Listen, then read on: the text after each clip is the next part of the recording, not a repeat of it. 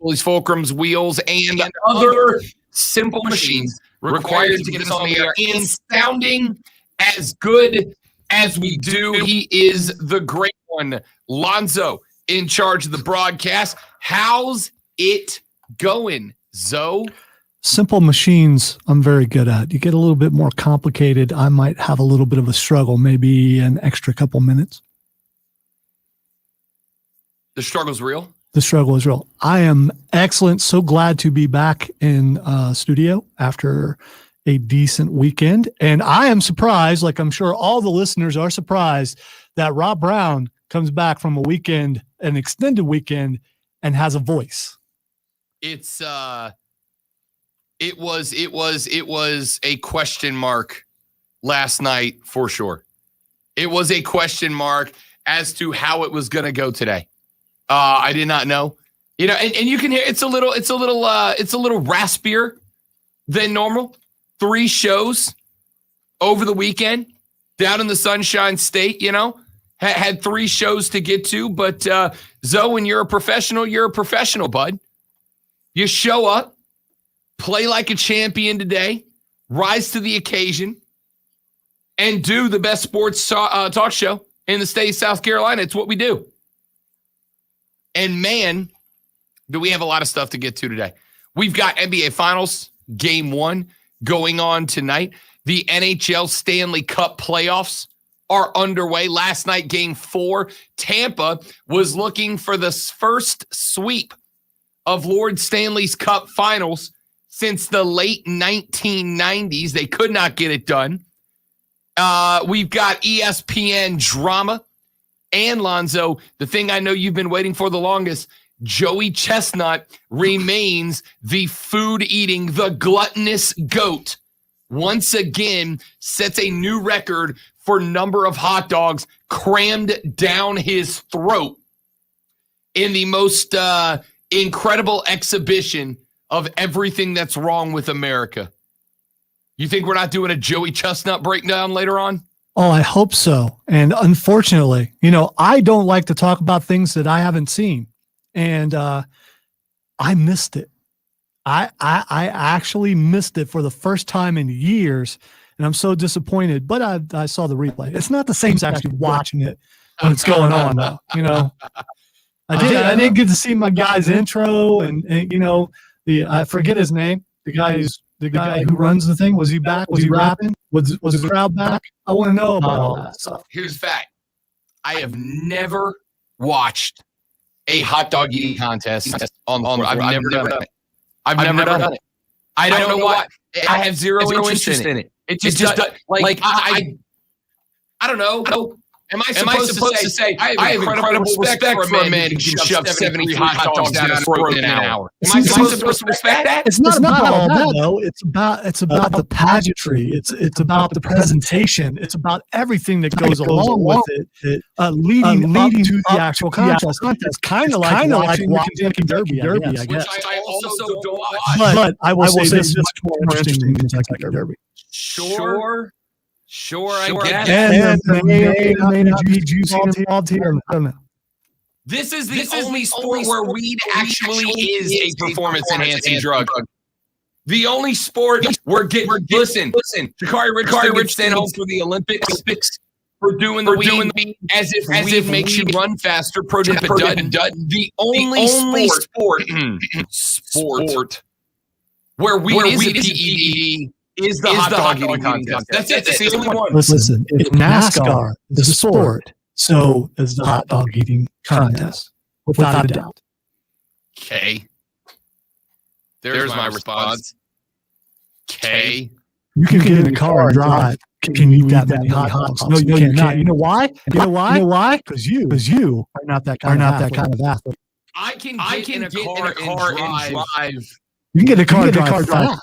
You can do that. Not at 200 miles an hour, 6 inches from the guy in the left and back of me. If you have the opportunity, you could. I'd try. And for $1 million, I'd try to cram 73 dogs down my gullet. Come on, man. Look, our stream number, as soon as I said I don't watch the hot dog contest, our stream number plummeted at facebook.com/ESPN Upstate, twitter.com/ESPN Upstate, and on YouTube, the Rob Brown Show. Let's get the show started, ladies and gentlemen. Let's do lunch. It's a very nutritious. All the groups are represented.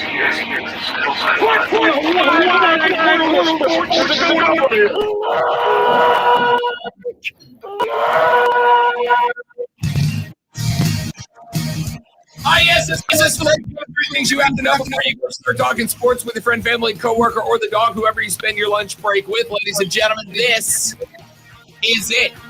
This is what you need to know.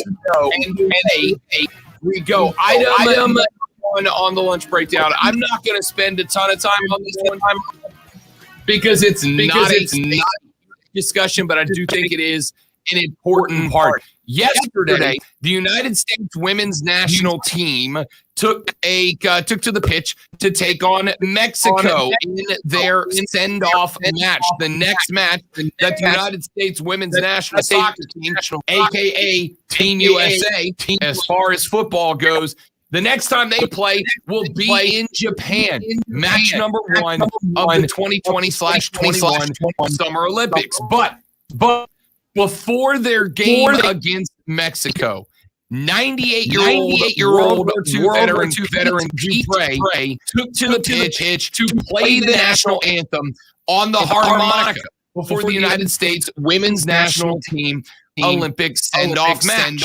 And it was pretty obvious what happened in real time. The players stood for the anthem. They turned to the right, opposite the direction of where Pete Dupre was playing the harmonica, and then this may shock some of you, faced the flag of the United States of America during the playing of the national anthem. You know, that thing we're all told that we're supposed to do, and if you don't do it, if you're not patriotic, and you're a communist, and you hate America, all those things y'all have been screaming about when athletes have not done what you wanted them to do. Well, immediately after they turned to the right and faced the flag, Twitter went bananas, B-A-N-A-N-A-S. How disrespectful. They turned their back to Bud Dupre, Megan Rapinoe, and Alex and Kristen Press. How awful they were turning their back on World War II veteran Dupre during the anthem.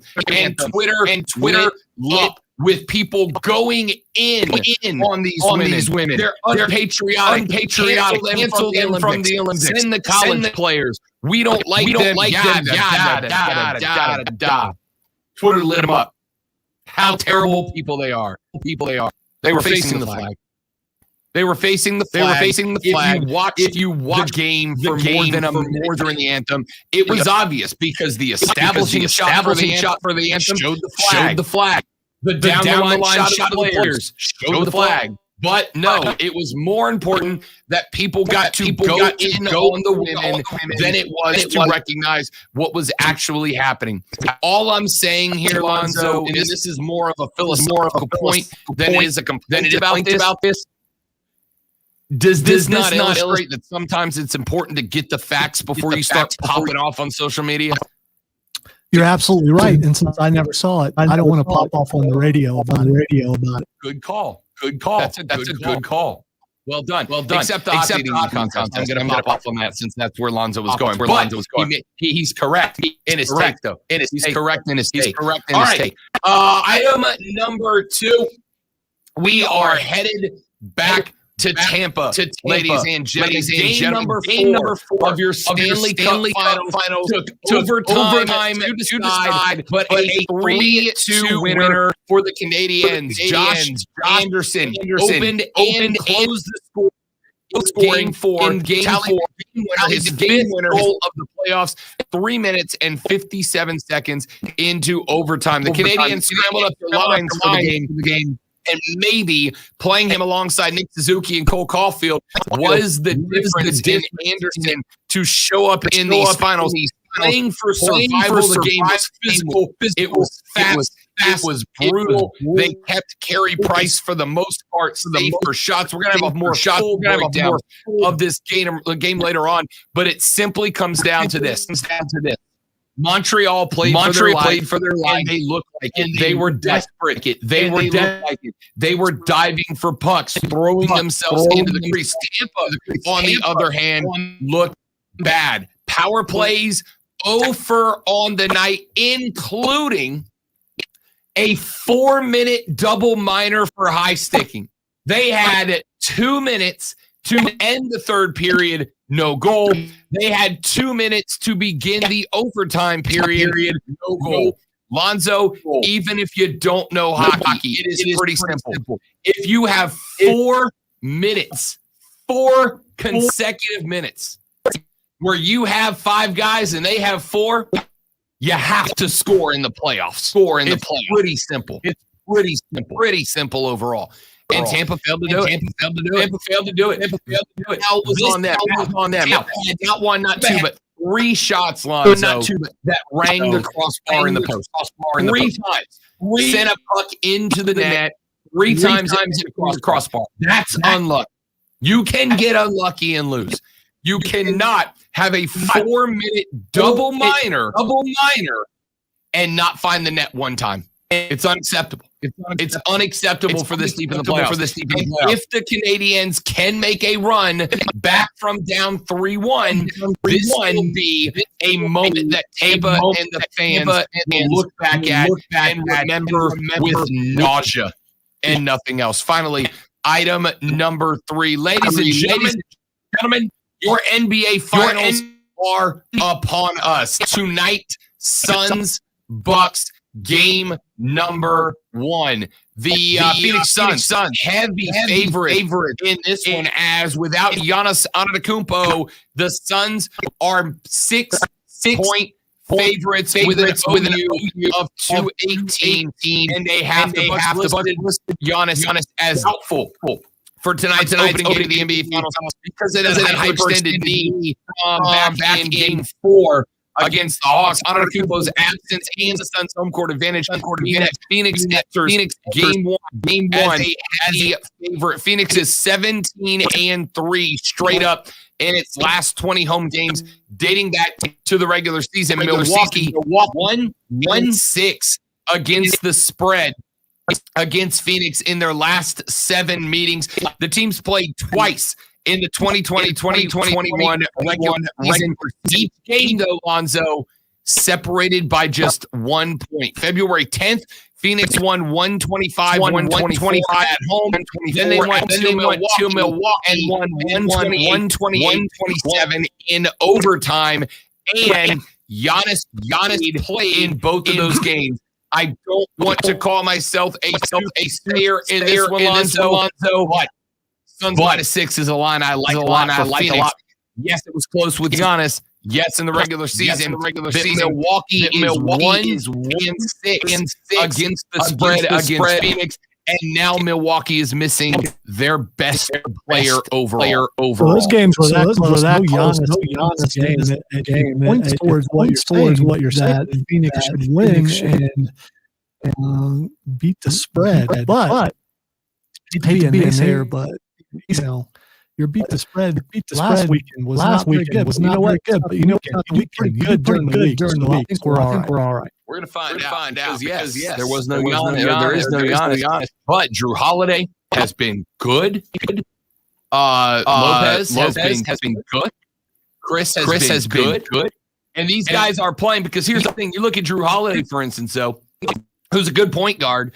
Except for when Giannis is on, Drew doesn't have the ball. Giannis acts as point guard and distributor, and Drew's kind of a side piece. If Giannis gets double teamed, he's still got a point guard to exit pass to. Now, without Giannis, Drew Holiday is playing a point guard role, which he is good at doing. I'm not saying it's going to be a walk. I'm not sure if I'm going to sound the guarantee money buzzer yet. But I'm leaning towards it, Zoe. I'm leaning towards it. Just wondering Drew Holiday would think about being called a side piece. May not have been the correct term to use. but it's not inaccurate. All right. It's not. All right. 844-477-3776 is the phone number to get on air. I want your NBA Finals prediction. You got the Suns, you got the Bucks, and how many games? I'll give you my thoughts on that coming up in a little while, plus a breakdown of why CP3 and D-Book have been so good. It's very simple, y'all.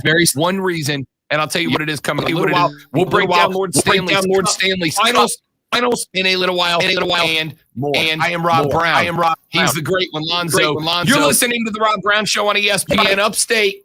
The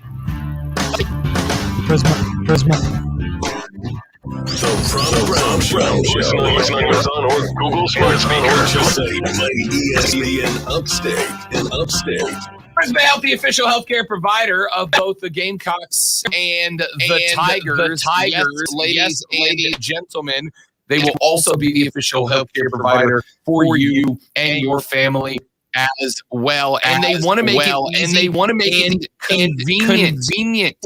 Ladies and gentlemen, they know you got a lot going on. You got to take into consideration for your health care, or you got to have a doctor that you like in trust. That's why they've got over 2,400 in their network. They've got to have patients that is easy and convenient to fit into your busy life. That's why they've got locations all around the Midlands and the Upstate. And you've got to just be able to see that doctor. That's why.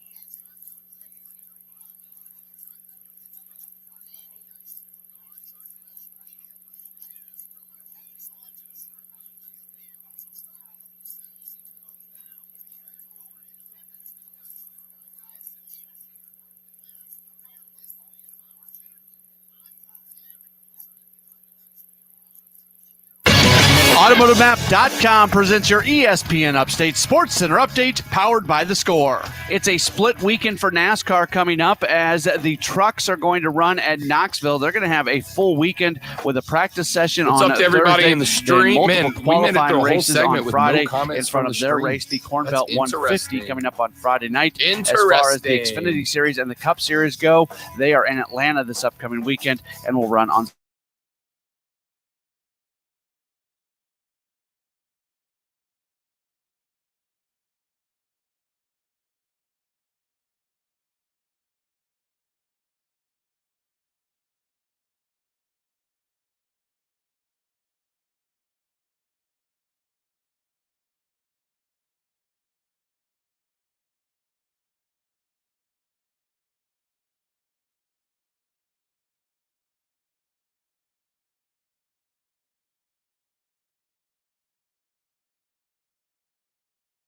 Hey, the big boss. All you need is 2 ears, a texting finger, and your radio locked on ESPN Upstate. And you can score $1,000 every hour with a $1,000 cash stash. Listen every hour from 7A to 5P, weekdays for the keyword. Then text it to 72881. Text and data rates apply in this national contest. You could be the winner of a big chunk of dough 11 times a day. Powered by BetQL. Let BetQL's proven data and analytics help you become a better bet. Download the BetQL app today.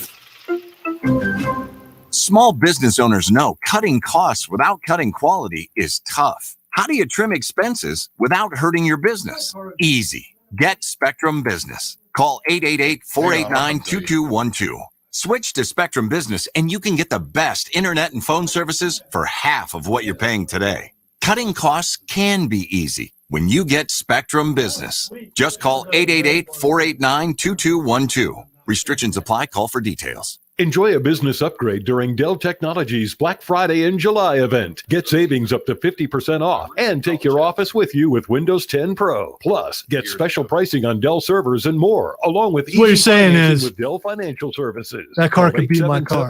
Ask Dell. This report is sponsored by Mattress Firm. Okay. Mattress Firm's 4th of July sale. Not that I For a plan on limited doing time, anything. Save I up was to just curious. $500 on a king bed for a queen price on top-rated mattress brands like Sealy and Sleepy's. Plus, get a free adjustable base with your $999 purchase.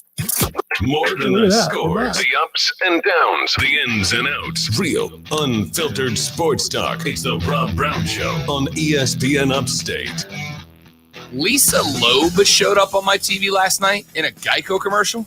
So I noticed you commented on that. That's the first you've seen it. It's been out for a few weeks, and I have to agree. She looks absolutely the same. Lisa Loeb is still an absolute smoke show. I don't know how that's possible that she looks absolutely the same. Exactly the same. I thought maybe it was a hologram or something at first. But I would go so far as to say, Lonzo, she may look better now than she did a few years back. Like late 90s Lisa Loeb was a good-looking gal. Geico Lisa Loeb is a smoke show. Lisa Loeb looked incredible. Good on her, man. Good on her. She actually is older than me.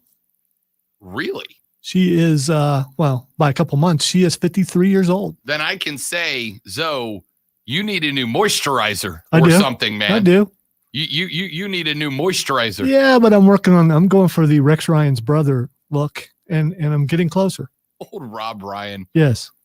Keep the look, none of the off the field activities. Oh, no, none of that. None of that. And don't want to get that big again. But yeah. Rob Ryan and Lisa Loeb making appearances on the show. All right. I want to get into a couple of things. Let's start, if you don't mind, Zoe. Give me clip number 1. Last night, Stanley Cup Finals Game 4. Tampa Bay was looking for the sweep. Tampa Bay wanted to be the first team since 98 to get 4 in a row in the Stanley Cup Finals. It has been a hot minute since, and it shouldn't happen.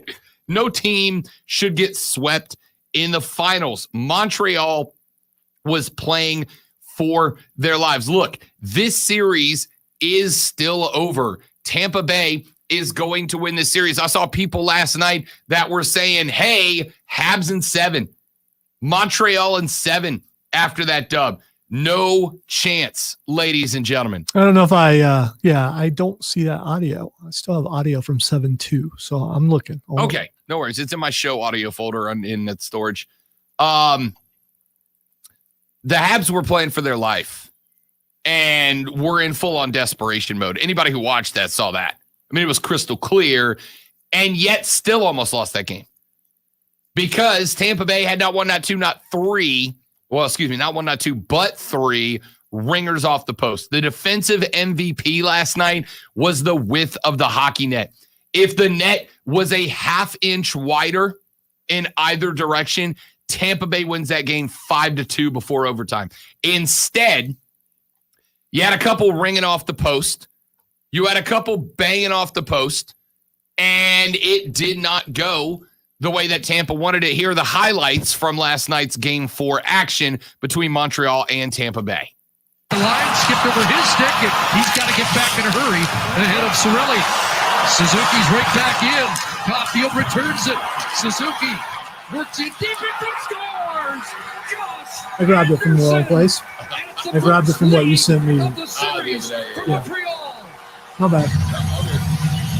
I did warn you ahead of time. And this is a line put together to try to create some offense. Josh Anderson gets lost. Great patience there by Nick Suzuki, buying himself some time. Savard went down, and how about that saucer pass? Anderson gets it up and over the glove of Vasilevsky as he tries to move laterally. Anderson puts it in the top half of the net to get that all-important first goal. First time of the series, it's a 1-0 Montreal lead. Palat exchanging passes with Kucherov. Back to Hitman, who scored on the power play in the last game. Point off the Clang. What a chance for Braden Point. Kucherov, top of the circle. Down low, Cirelli looking for Point. He'll come back for Hitman off the goal post. 2 posts for the Clang. Lions so far. Strong move to the net there by Josh Anderson. I know you've been looking for that for a couple of games now. Bouncing puck stays in the zone. Coleman to the net. Moves it front. Scores. Barclay Goodrow catches. And the game is tied. Makes the poke check. I mentioned turnovers. Here's the 10th.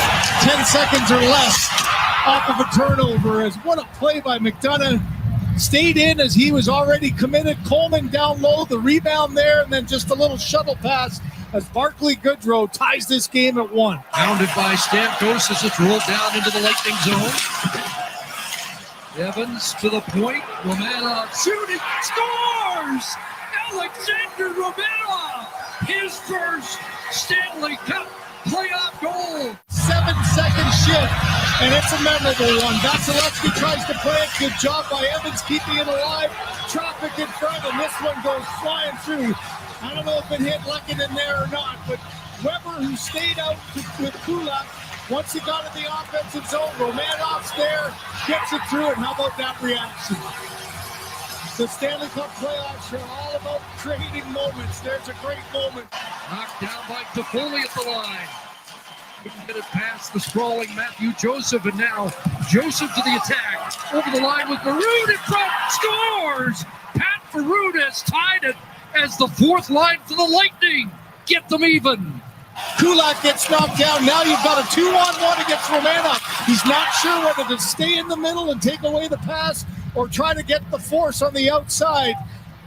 At the last second, he's down a little early. How about Matthew Joseph once again? That's back-to-back games with a couple of big plays. And Patrick Maroon, trying to get his third straight Stanley Cup, ties this thing with 6:12 to go. He's left in the double minor. Edmund to reload, down low, in front, loose puck end. Point is stopped on the backhand by Price. Anderson takes it away from him, chips it past Ruda. He's got Caulfield in front. And the centering play, Caulfield, Anderson scores! Josh Anderson extends the series. Canadians stay alive, and there it will be Game 5. Now watch the play he makes in the defensive zone. Lifts the stick of Gord, uses his best skill, which is his speed, but the key, he doesn't go by the net. Stops on the net, gets to it before Ruda can. Caulfield keeps it alive in front. The speed of Anderson made this possible, but him stopping and getting back to the front of the net makes that goal happen. Kept the play alive right here with a little tip back off of the stick of Yanni Gourde, and then diving back. Josh Anderson sends this back to Tampa for game number 5. Listen, highlights from game 4, and I played that for a reason.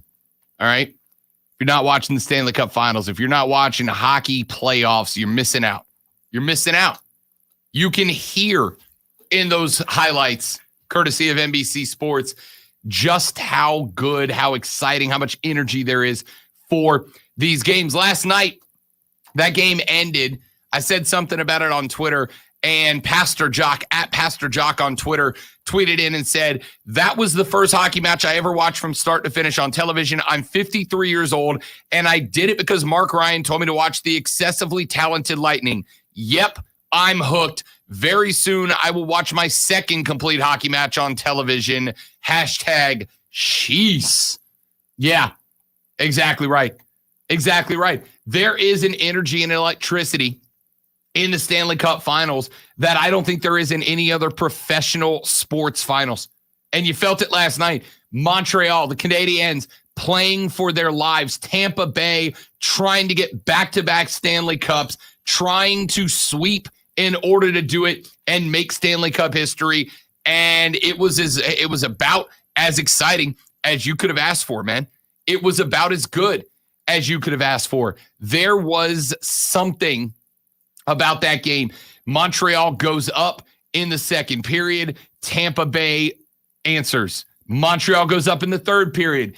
Tampa Bay answers. You just felt like Montreal was ready for heartbreak, but they just got more desperate. They played harder. Tampa Bay almost kind of felt like they were in cruise control there for a minute or three until they got into the mid-third period, got the goal back, and then it was just right back to it. That is as good as sports gets. Watch Game 5 Wednesday, because now, Lonzo, what do you think? What team plays harder? A team that is down 3-1, facing elimination, and needs 4 consecutive victories in order to win the Stanley Cup, or a team that was up 3-1 everything going in their direction, felt like they were on cruise control, and now all of a sudden realize, hey, we can be beat. We can lose this game. Either one of those situations is enough to bring the best out of a team, and we've got both teams on the edge right now. If you have not watched a game yet, Lonzo, you know what you need to know to make Game 4, I think, must-see TV without a doubt. Now, when is this game on again? Wednesday night. Wednesday night. Yep. You've got me close. There's a good shot that I watch this game. I can't see how you wouldn't. Knowing what you know, listening to Lonzo, listen to those highlights and tell me that, by the way, the crowd you heard in that, about 7,000. Tampa Bay is going to be rolling about 17,000 deep. Tell me the electricity's not in the building, pardon the pun. Well, I do need to watch this, and I do like hockey. But I like watching hockey live, like going to a live game. But you're right, there's a whole lot riding on this. Definitely worth checking out. And I guess it's who wants it more. It really is. I mean, again, and how do you tell? I know you can say that all the time, but in this case, sure. But here's the thing: we can say that about any game, except we really can't, man. We know sometimes teams are just on cruise control. We know sometimes all right, we got a one-off game on a Wednesday night. Let's just go out there and play our hockey and move on, right? This is it. Montreal brings and by the way, Montreal brought the best postseason game that they have had, and they won in overtime, right? They won in OT. It's like if they would have smoked the Lightning 3-0, I think we talk differently. They brought the best they had, and they escaped being swept in overtime, 4 minutes deep in OT. Now, what was in line there, though? Remember, Tampa Bay ended the third period on a 4-minute double minor. So for 4 minutes, Montreal was a man down and had to fight through that 4 minutes, which they did, to get back to full strength, which they did, to then attack a Lightning team that felt the momentum, which they did, overcome that momentum, which they did, and Donaldson lays out. I know they didn't really describe it in those highlights the way I wish they would have. Behind the net, the puck is loose to Vasilevsky's right. Donaldson, Zoe, lays parallel to the ice and like a baseball swing in front of him, swipes the puck out of the air to knock it in off of Vasilevsky's right thigh and into the back of the net. It was an incredible goal to go ahead. So that was like a movie ending. Yes. Something you see in a movie and you think, hey, there's no way that can happen in real life. If that would have happened in Game 7, we would have called it the greatest Stanley Cup winning goal of all time. If it would have been Game 7 in OT, we'd have called it the greatest goal ever scored in the NHL because it was that incredible, that impressive.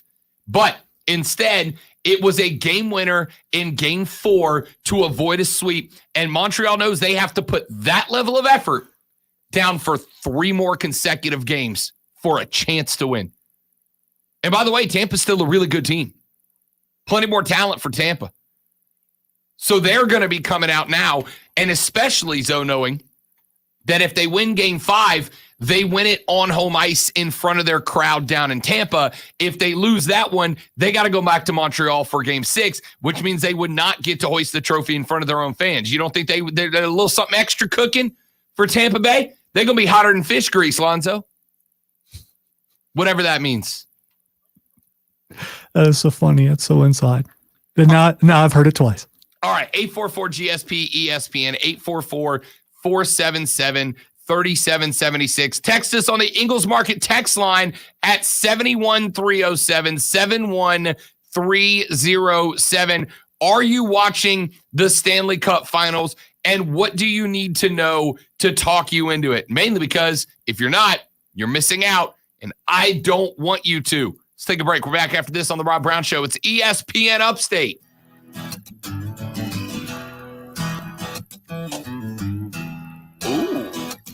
All 90 Miami football players will be offered $6,000 endorsement contracts. The Rob Brown Show. Listen on your Amazon or Google smart speaker. Just say play ESPN Upstate. From the Ingalls Market Studio, this But the best part about that is the school had nothing to do with it at all. I'm sure that the school had nothing to do with it. ESPN Upstate. An Odyssey In station. Miami, So think always on about the it. up and up What when it is comes to pain keeping you from endorsements doing and this things summer? like that. Right. You. It's a long list of things you enjoy. Can't But spell no more, dumb without thanks to QC you. Kinetics and new long-term solutions for pain relief. The natural biologic treatments at QC Kinetics address the root cause all of right, pain can in you your guys knees, not shoulders, hip, or back, chat on the helping stream deliver today? the 'Cause relief you we've need never so badly. Listen, gone don't two spend segments one deep and more not have day somebody in say pain. something. Call This QC is weird. Kinetics today. I and get think started this on the is road to where you recovery. decided The to biggest regret not for do QC the stream Kinetics live patients. Oh, it took all day Friday. off and it tanked And the then whole we process. weren't here Call now to Monday. learn more about these So A regenerative day off and alternatives that tanked the take whole place stream. in There's the people office the watching. same day. I No see ya. downtime. Refuse to spend Somebody one more just say day hi, in pain. so I know it's QC working. Kinetics makes it possible. Locations Because in as Greenville Lonzo and will Asheville. tell you, 864-448-3772. That's immediately goes into 864-448-3372. worst case One more scenario time. mode. 864. So right now, in my mind, we're not streaming. We're For not the out one there. standing guard, I broke something. for the eagle-eyed, for the knights in shining armor, and for all those who support them. We are Grainger, your experienced safety partner, offering supplies and solutions for every industry, committed to helping keep your facilities safe and your people safer. Call clickgrainger.com/safety or just stop by. Grainger, for the ones who get it done. Hey, we get it. You don't want to be hearing a Progressive commercial right now, so let us tell you something you do want to hear. I had that problem You are powerful. last week You're a where warrior people who were commenting bathes in your on enemy's tears. Then you step on out one of that the pages that was refreshing being tear shared bath and I into a didn't see bathrobe it. That Yeah. somehow looks good on you. Because I had a ton pull off a robe. that were commenting There. on Don't you feel better? You'll also feel on better when you save money both for the driving Upstate safely Pulse with and my Snapchat from personal page, Progressive. but I wasn't Savings seeing you them can on use to buy 106.3, more robes. which Progressive so I offers wasn't different seeing it appear, and it benefits should show all of them, right? Yeah. And I wasn't seeing it. So there's a shot that someone has commented, but it's been on one of the other shared things. Stop just because you're missing a part. Grainger offers supplies and solutions for every industry. Yep. And our How much Keep is Stock working? inventory management solutions help ensure Fine, I you don't have wanna the hang right out with you guys stuff anyway. in the right place at exactly the right I time. do. Visit Grainger.com/keepstock to learn more. Grainger, for the ones who get it done. How do you keep It's also the it's workout a fresh every weird day? day because some people are back to work who Like didn't getting work everything yesterday, from rides and to restorative getting yoga, back into all routine, right at home. having to do your Monday and Tuesday work on Tuesday. Visit onepeloton.com to learn more. I'm making excuses for you guys as much as I Upstate can. Sports Junkies. These pathetic junkies. Come on, look at You eat sports like food every day. Get hooked on the Rob Brown Show, noon to 3 every weekday on ESPN Upstate. The Rob Brown Show back on your radio. It's Tuesday, July 6th. Thanks so much for hanging out with us. Want to remind you to download the Odyssey app. Not only can you listen to the live audio stream of the Rob Brown Show and Offsides with Mark Ryan every single day, but the Odyssey app also has hundreds of new exclusive music stations available now for music fans by music fans, including Frankie Says Dance, an 80s themed dance channel. Hit the Road with Pop, a bunch of progressive pop tracks lined up. Alterna Aughts, guitar-driven alt-rock from the Aughts. Juggeryacht, music that is melodic and always in the mood. Tailgate Crashers, Arena Rock, and Tailgate Rock. Check out the Odyssey app and get those user fan-created radio stations built just for you. I may have just tore my rotator cuff celebrating Juggeryacht. I saw that. That's unfortunate for you. Are you feeling better? I'm all right. Okay, just making sure. All right, let's go to, as we talk NBA Finals, clip number 6, if you don't mind. The head coach of the Milwaukee Bucks, Mike Budenholzer, was asked in a press conference earlier today whether Giannis would be available for Game 1. We thought no. Here is what Budenholzer had to say. Are you expecting Giannis to play Game 1 tomorrow? No, we'll continue to update it. He's had a good day. He's making progress. But I don't have expectations either way. what does a good day entail? What has he done? Like, where is he at physically? Just what has he done today? Yeah, he's done court work again today. And so he's making progress, and, we'll continue to update. You guys are going to practice. Is he going to practice? I think he may walk through a few things, but, we'll kind of determine that when we get out there. So Budenholzer says, nope, he's going to walk through. He's going to walk out, but he's not playing. All right. He's listed as doubtful. He's not practicing. The dude's not playing. And that is unfortunate for Milwaukee. Coach, I don't believe anything you're saying. So, let me ask you to clarify, what actually is practice and what does it entail? Coach, does it entail that Giannis actually, be on the court for said practice? Sorry, that guy, that was so bad. Look, he is, Zoe. We know this isn't going to shock anybody. Milwaukee's a different team with and without Giannis, right? And you have to prepare differently. So the reporters they're just depressed because they know Giannis isn't going to be there and they know how to ask an exciting question. No, I think it's the opposite. I think the press are looking to get a straight answer because they want to be able to talk about what this game's going to look like. If Giannis is out there, then we're talking a Giannis-centric attack with Drew Holiday as a secondary option, Middleton and Lopez as third and fourth options. If Giannis is out there, is not out there, then Drew Holiday is going to have a different attack against Chris Paul and the Suns than you would have expected them to. Budenholzer, on the other hand, is doing everything that he can do to prevent the Suns from knowing, because the Suns have to defensively prepare for a different game. If Giannis is there, then you got to put your number one defender on Giannis, rotate your defense to cover him, et cetera, et cetera. If Giannis is not there, then you got to prep to play a different team, a traditional basketball team with a traditional 1, a traditional 3-4-5. You have to prepare for that. So Budenholzer is trying to do everything he can to prevent the Suns from having any knowledge at all whether Giannis is going to be available or not. But he also can't lie, right? That's against the NBA's rules. You can't lie about an injury. So instead, by the way, was that not the voice of an angsty teenager answering questions, by the way? Is Giannis going to practice? We're gonna find out. Yeah, but see the excitement that you just when you said is Giannis going to practice? That's not how the guy. I mean, he's matching the energy of the reporter, is what I'm saying. And the report, I'm more upset with the reporter than the answer of the coach. All right, you're on the spot. How are you asking him if the best game, arguably the best player between both of these teams is or is not going to play? How do you pose that question? Well, I would say, Coach, we know that Giannis is injured. Can you tell us the extent of the injury and how long do you see him out? What have the doctors said? And really, maybe I'm asking kind of the same question he is, but I'm doing it with a little more of excitement because if someone's talking to me that way and they act uninterested and they sound like that reporter sounds, I'm just going to match it, which is exactly what he did. And I haven't heard enough of Budenholzer to know what he normally sounds like. I mean, that's pretty much how he usually talks. Okay.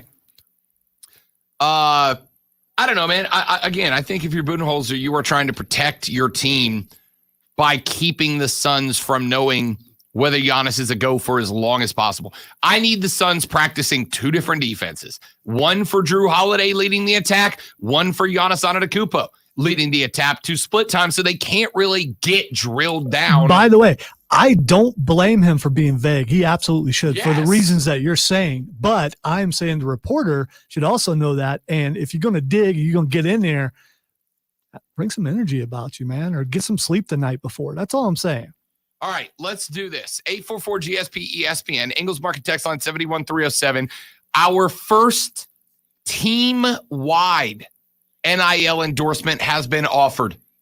Lonzo is shaking his head enough that I think he's going to strain his neck along with the torn rotator cuff and bruised sternum that he has given himself over the past 2 weeks. I'll tell you why he had that reaction. Well, he'll tell you why he had that reaction. He's a grown-ass man when we come back on the Rob Brown Show and ESPN Upstate.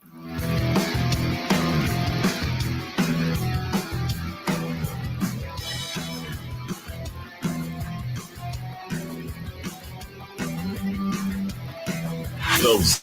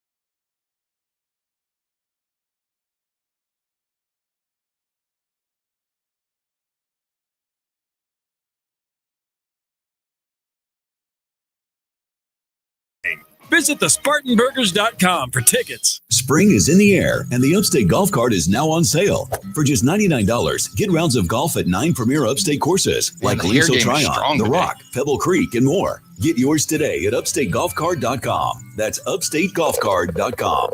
I'm Zach, CEO and co-founder of Roman. I believe everyone deserves intimacy. And if erectile dysfunction gets in the way, then breaking my heart today. It's not just a you thing. It's a you and her, him or them thing. It is a relationship thing. And it's frustrating, I know. My partner Cleo and I have been there.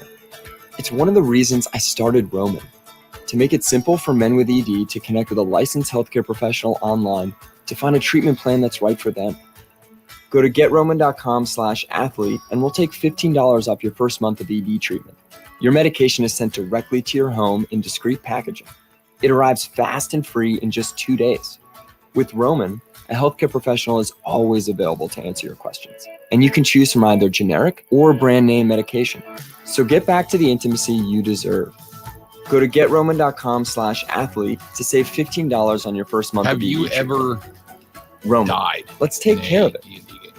like outright full on debt. Hey, this is Don with American Made Windows. This year marks our 10th anniversary but I in the was Upstate. down and to to celebrate, we're offering you 10% off your entire window replacement project. That's right. But when you buy and it was reinstall my any own 5 or fault more of our because beautiful energy-efficient windows, you'll get 10% my off son the entire purchase. Visit wanted to defeat an enemy, and I was standing right behind the enemy, and he used a fire spell, and we knew I was going to get hit, but because I was a tank, I thought I could handle it. Well, I did, but barely. Right now, you could score greater savings than ever before, and I'm talking all-time great savings.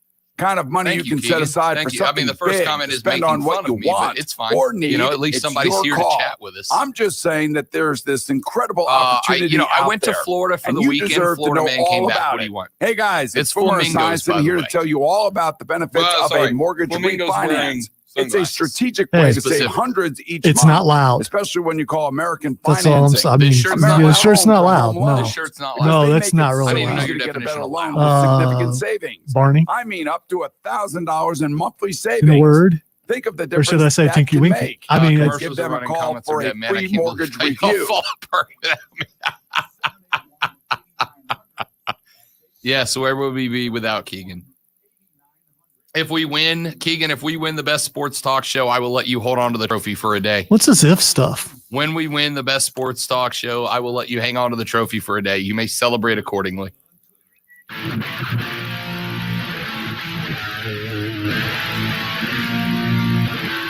According to Rivals.com, the University of Miami has become the first team to have every player offered an endorsement by one company.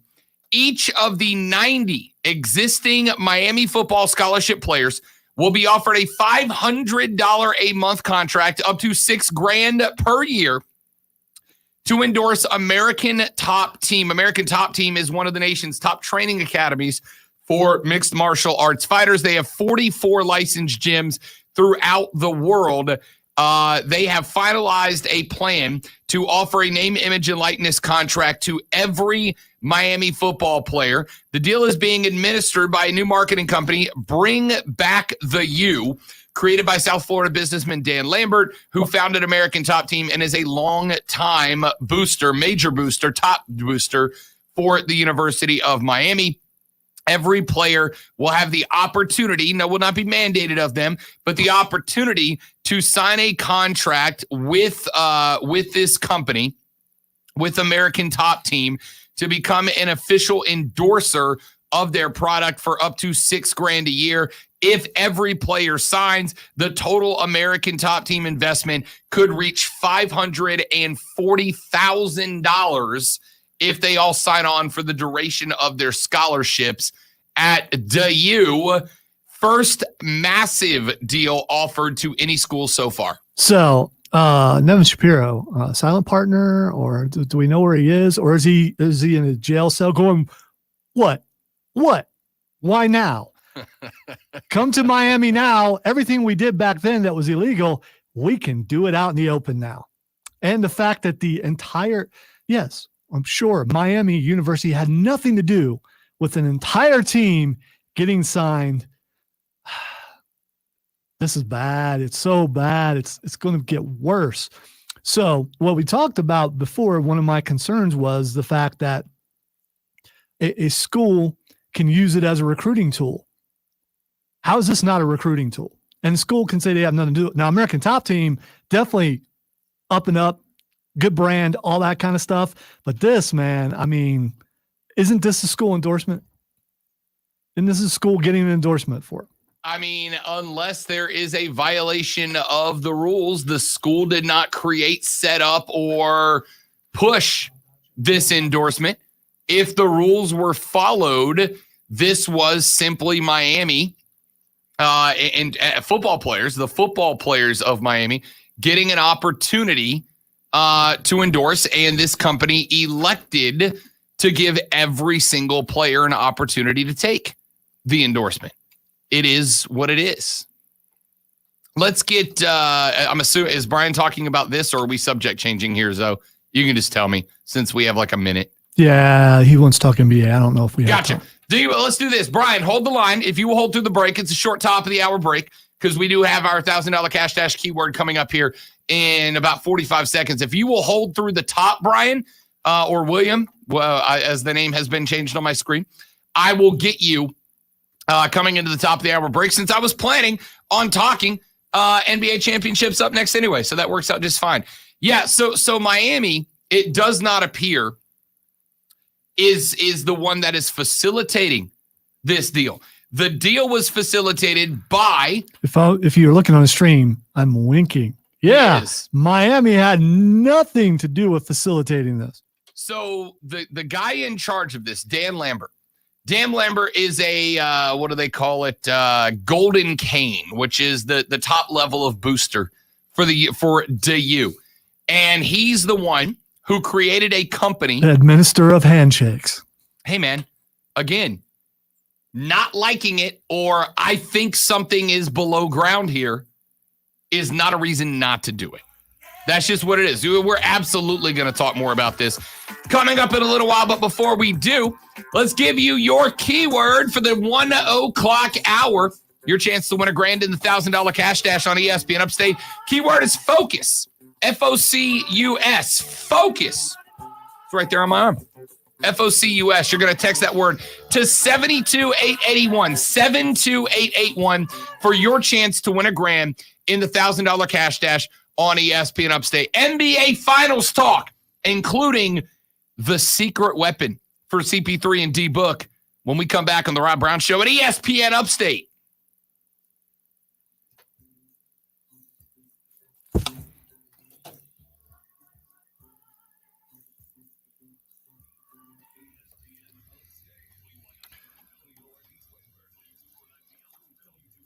By the way, and I know this is going out on stream, but that's fine. Say that again? I was talking to the stream, Oh, but I'm also talking to you. We have caller ID. We've mentioned this before, but a lot of people don't like to go by the name that shows up. True. So hold off a little bit before you, so I can, help protect names and things Fair. like that. Fair. The first booster shell company. Keegan gets it. Why don't you? Oh, I'm not saying that's not what it is.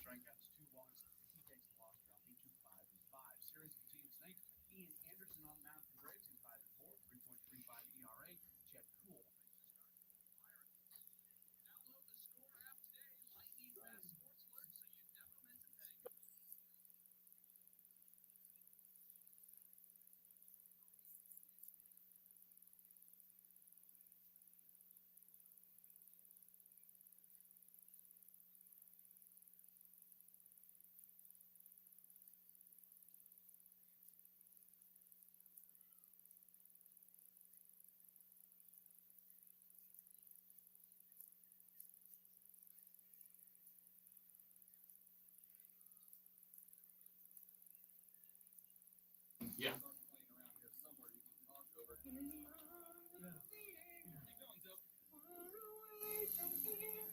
Just 5 cents a day, you too can sing. An umpire who is no longer in functioning society thanks to uncaring people like Rob Brown, who wanted their job eliminated to make their I love this commercial.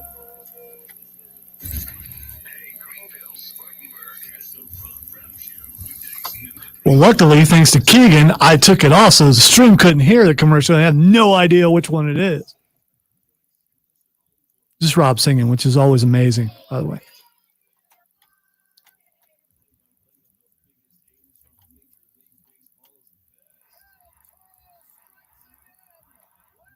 By the way, I don't have all the details, but there's going to be another South Carolina Comic-Con. They're calling it South Carolina Comic-Con Junior in October. Junior, In really? October. I knew it was coming, but I don't have all the details yet, but they just announced it yesterday. So we'll have to see if more wrestlers are coming or something. Absolutely.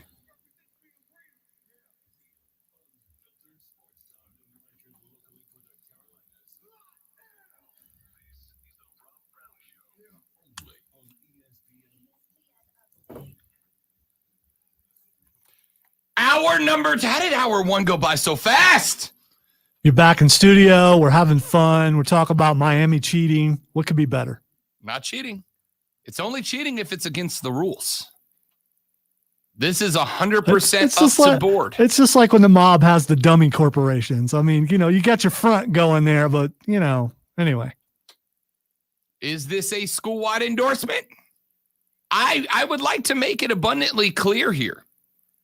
I am not arguing that what you're saying is true. The only difference we have is, do we have a problem with it? Lonzo and Keegan do. Rob Brown does not. I have an issue with it.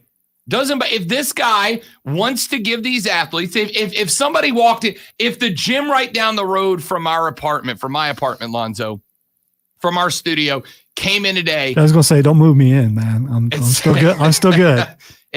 I'm on a radio salary. You couldn't fit in my apartment if you had to.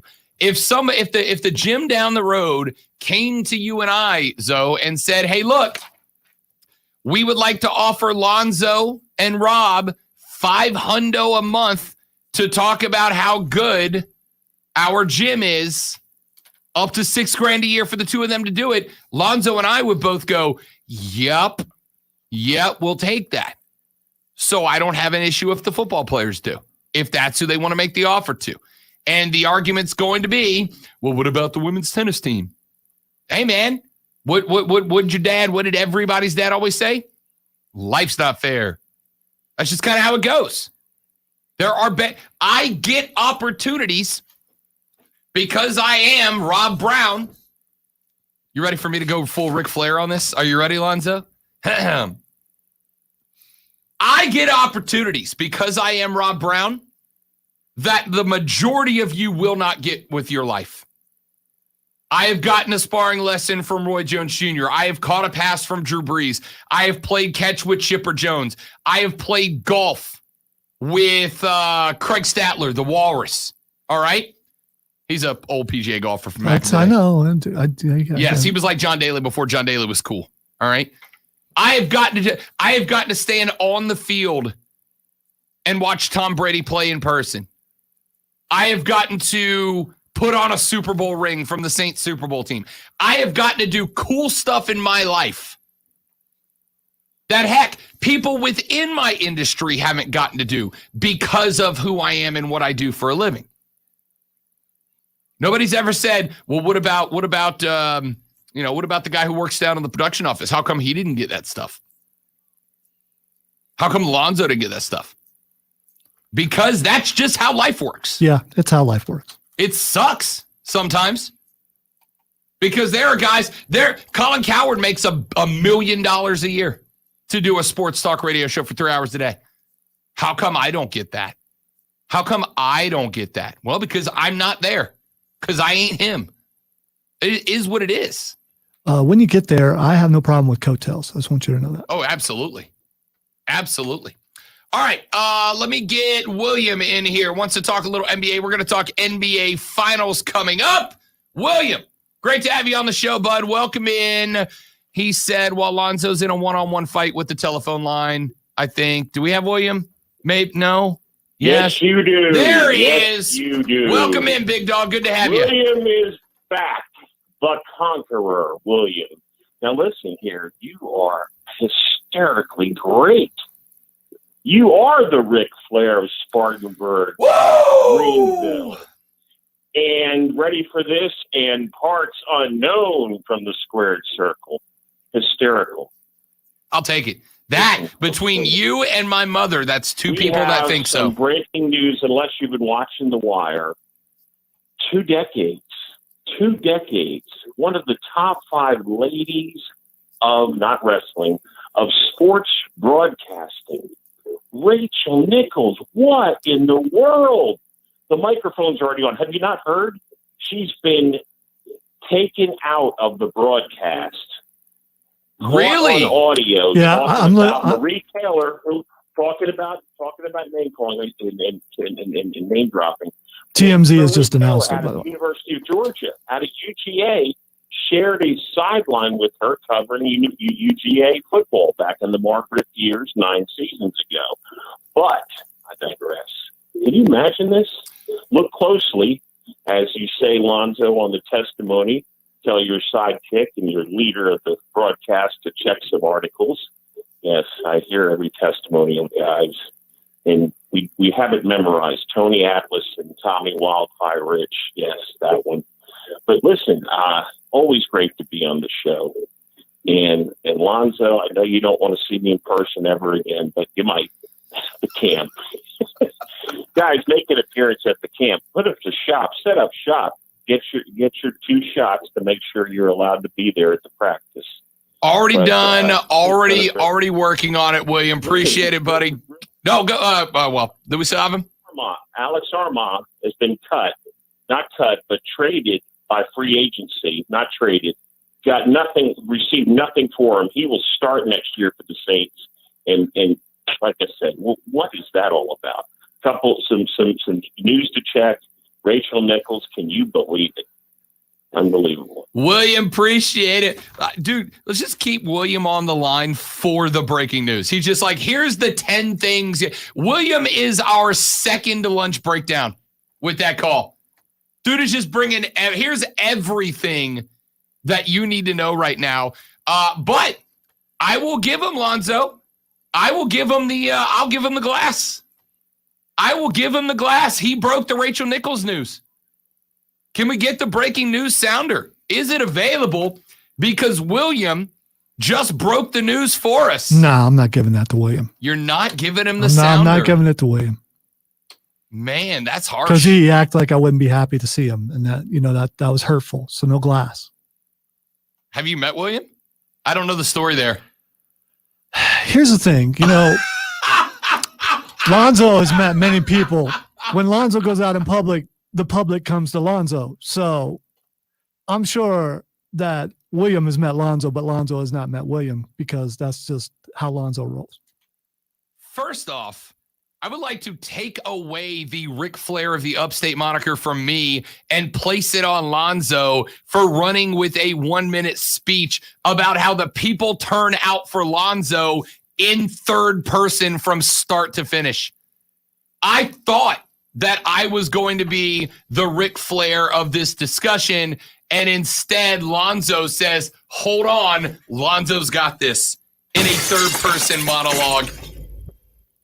Oh, no, you are giving him the glass. No, Lonzo. Or are you breaking your own thing? Lonzo broke the glass for Lonzo, not for anybody else. Okay. Lonzo says Lonzo got it. Just ask Lonzo, and Lonzo will tell you. Rachel Nichols taking off. You know what? Go ahead and grab me clip number 2, if you don't mind, Lonzo. Rachel Nichols taken off of the ESPN NBA Finals broadcast because of her comments about Maria Taylor. If you have not heard it yet, here. So Rachel Nichols was on a phone call with Rich Paul. Rich Paul is the agent for LeBron James and Anthony Davis. And a couple of weeks ago, Rachel Nichols was on actually, no, I lied. I think this was last year going into the NBA Finals in the bubble. Rachel was flown down to the bubble where she was going to act as a sideline reporter in game. Well, Rachel brought down a camera setup because remember, everybody who went to the bubble had to be quarantined for 7 days in their hotel room before they'd be allowed access to the NBA's bubble. So Rachel went down, and at the time was a host of the show called The Jump on ESPN. And The Jump is just basically an NBA show when there's not games on midday. So Rachel brought her camera down to host The Jump. Well, Maria Taylor, who I think is a phenomenal reporter / analyst / talking head for ESPN. Maria Taylor was tapped to not co-host because they weren't on together, but kind of fill in host while Rachel was in quarantine and all that. Rachel Nichols got on the phone with Rich Paul, who is the agent for Anthony Davis and LeBron James both, to request an interview with LeBron and Anthony Davis, and was talking and got recorded on the phone. And here's what Rachel Nichols said about Maria Taylor. So they said to me, hey, instead of hosting the NBA Finals, why don't you do Doris's sideline reporter job for the NBA Finals? Because guess what that would clear the way for? for Maria to do the hosting full time. Yeah. So I have declined. I don't know what their next move is, but they are feeling pressure because of all of that. And I'm trying to figure out like how to just, my thing is like, I wish Maria Taylor all the success in the world. She covers football, she covers basketball. If you need her to give her more things to do because you're feeling pressure about your like crappy long-time record on diversity, which by the way, I myself like know personally from the female side of it, like go for it. Just, find it somewhere else. Like you're not going to find it with me and take my thing away.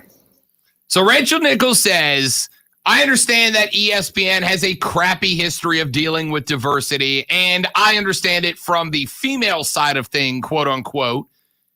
But if you're going to, and basically what it boils down to, if you're going to give a black woman time on TV, that's great. But don't take my thing away from me in order to do it. Now, it's kind of a dicey spot because on one hand, Rachel Nichols has for years been ESPN's go-to NBA anchor, right? She's hosted The Jump. She sideline reports and hosts the post-game shows for ESPN. She has established herself as ESPN's face when it comes to NBA coverage. But then she went on to say, if you're gonna bring more people in because you want to increase your record in diversity, which by the way, if we are being honest, and I hope I'm not going to get in too much trouble for this, ESPN has had some controversies in the past couple of years with issues surrounding diversity. It's not a surprise. It's not a secret. This isn't new. And they've had trouble responding. So then in clip number 3, last night, Rachel gets on ESPN and opens her NBA show by saying this. So the first thing they teach you in journalism school is don't be the story. And I don't plan to break that rule today or distract from a fantastic finals. But I also don't want to let this moment pass without saying how much I respect, how much I value our colleagues here at ESPN, how deeply, deeply sorry I am for disappointing those I hurt, particularly Maria Taylor, and how grateful I am to be part of this outstanding team. So Rachel issues an on-air apology to open up her show yesterday. Now, whether or not that on-air apology was, I apologize for the hurt that I've caused, or that on-air apology was, I apologize because I got caught, right? Is a lot of celebrities that I've said over the years, you're not apologizing because you were wrong. You were apologizing because you got caught, right? I'm curious, can Rachel sue ESPN if she loses her job for her being recorded without her knowledge and that being used, whether what she said was right or wrong, she was recorded without her knowledge and that's being used to hurt her character and cost her job possibly? That is a great question because you have to, first off, we'd have to find out whether the call originated from Florida or California, because I believe, if I recall correctly, Florida is not, and I could be incorrect about this. I'm off the top of my head, and I'm not going to research it while I'm trying to keep the show going. I believe that Florida is not a two. First off, we got to know where Rich Paul was, who originated the phone call. I assume Rachel.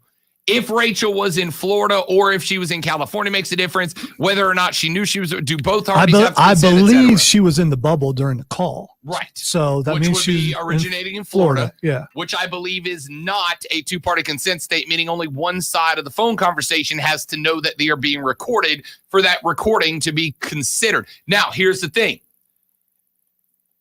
That is only in the legal terms. So in the legal eye, does ESPN have a right to fire her based on a phone call that is not entered into any sort of legal case? Would it be any different than if Rachel Nichols just went and stood outside and was having that conversation with Rich Paul standing outside in the bubble and one of the players live streamed it? No, there's still ramifications to the consequence. Here's the difference. Okay, if she did this in social media, she put it out there in the public for everyone to see, that's a different story. But this is supposed to have been a private conversation between two people. And the fact that someone recorded her illegally it looks like she was set up. Now, did she say the things she said? Obviously, we heard it. Yeah, we heard it. But someone set her up. Maybe. Oh, why else bring it to light? Well, you bring it to light because there is a discussion about equality and diversity, especially within ESPN. Texter says Florida is a two-party consent state. She absolutely can sue whoever recorded the call. And maybe she can. But if you're going to sue Rich Paul, you're going to get some money. Yeah, well, if you win, which Yeah. maybe she would in this case. But now the focus of the conversation becomes, is Rachel Nichols right or wrong? Is Maria Taylor? I'll tell you right now, I think Maria Taylor has done outstanding work for ESPN. I don't know if Maria Taylor has the basketball acumen that Rachel Nichols has built by being the lead NBA face for ESPN for a number of years. But I do know that Maria Taylor has done a phenomenal job on College Game Day, where she has been running features. I know Maria Taylor did an outstanding job last summer during the handful of months where social justice protests and discussions were taking place within the sports sphere. Maria Taylor had kind of become the face of that angle of ESPN's coverage of sports, and I think she did a great job at that point in time as well. So, you know, if you want to argue whether Rachel Nichols was correct in her take or not, I think there are some people that are going to agree that she was. I will tell you, the problem is the context of the conversation for Rachel Nichols, and the context comes in with, you have to have understood why Rachel Nichols was considered to be pulled from particular areas of the NBA coverage, which was, and Lonzo and I have talked about this in the past, Lonzo, when Lonzo came on board this show, we were at a point in time where I was still broadcasting from the couch at the Casa de Love. We did not have a live stream or video service going. So Lonzo and I could not see each other. We could not interact non-verbally. I couldn't give him the cues and point and flip the computer screen around so he could see what I'm talking about. And there were parts of the show that I think suffered because of that, because there is an immense amount of communication that needs to be done. Rachel Nichols was literally locked in a hotel room for the first week and a half she was at the bubble. So ESPN said, wait a minute, we can have Maria Taylor, who's done a fabulous job for us, be in studio with the people running the show, with the producers, with the talent, with the analyst. Let's get her there. And then Rachel says, oh, you're just moving me off because I'm white and she's black. All right. So I know you've been in positions before where someone got a job that you already had. And because if I recall, you mentioned that about being on the air. Yeah. And so did you ever have a conversation with one of your buddies or your mom or somebody and talking about that person? Why in the world did they get that kind of a thing? It's just you two. And you don't believe anyone's recording it. It's just something you do maybe out of emotion, but you're talking to someone that you trust and you don't think it's going to get out. Sure. Whether the conversation is right or wrong, you have trust between the other person that you're talking to about it. She obviously did too. Again, I'm not arguing about what she said. I'm arguing about the fact that she was recorded illegally and they're using this. And this could very well be a setup to replace her with somebody else. So I would say, and that could be funny and blame it on Scottie Pippen since he's just went it's completely all Scottie's crazy fault. By the lately. way, we got Chuck's response to Scottie Pippen. We got that coming up later. Is there a conspiracy against Rachel Nichols? I don't think so.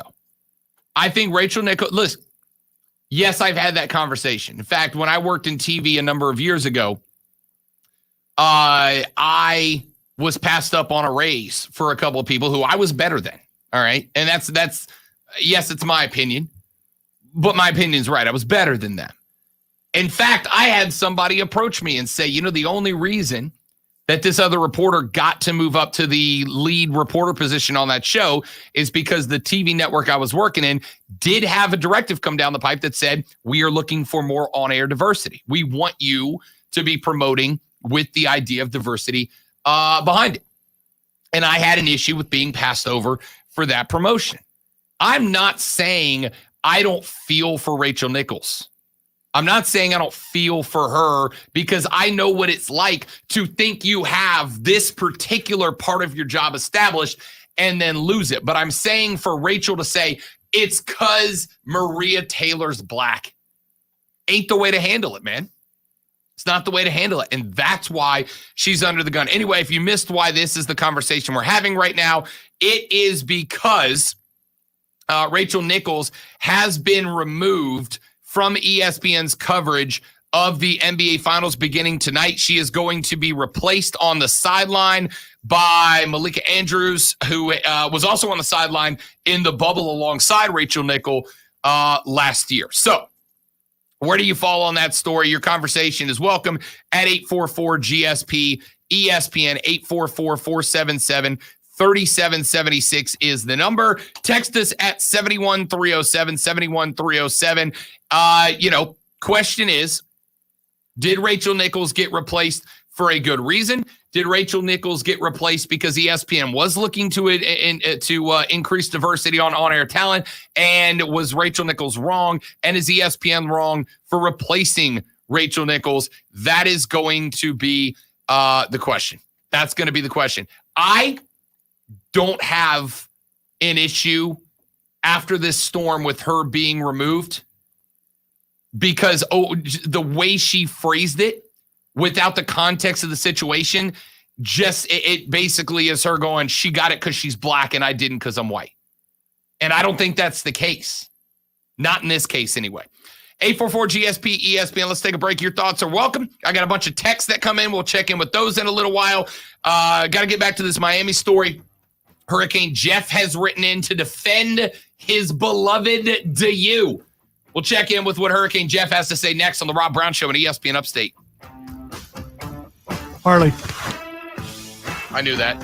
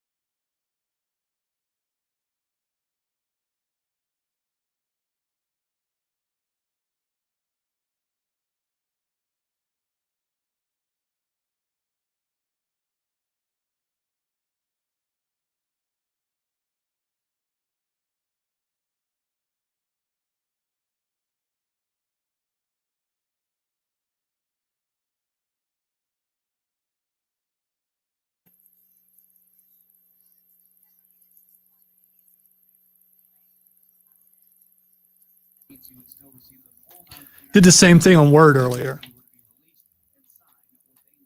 Yeah, look. Hold on. I mean, you could talk, but they can't hear you because I'm going to have to leave it in and trust that your mute button will work. Once I get it back.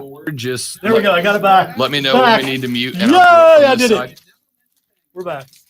Actually, I could do it from over here because I wasn't muted when we first started, and I'm sure the echo was going on, and I muted myself. So.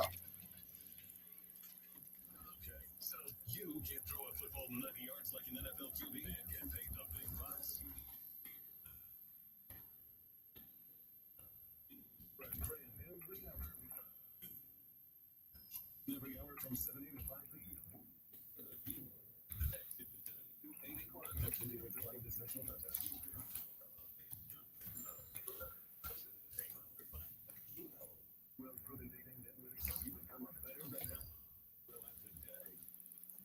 Fisher Investments, our clients know we have their backs.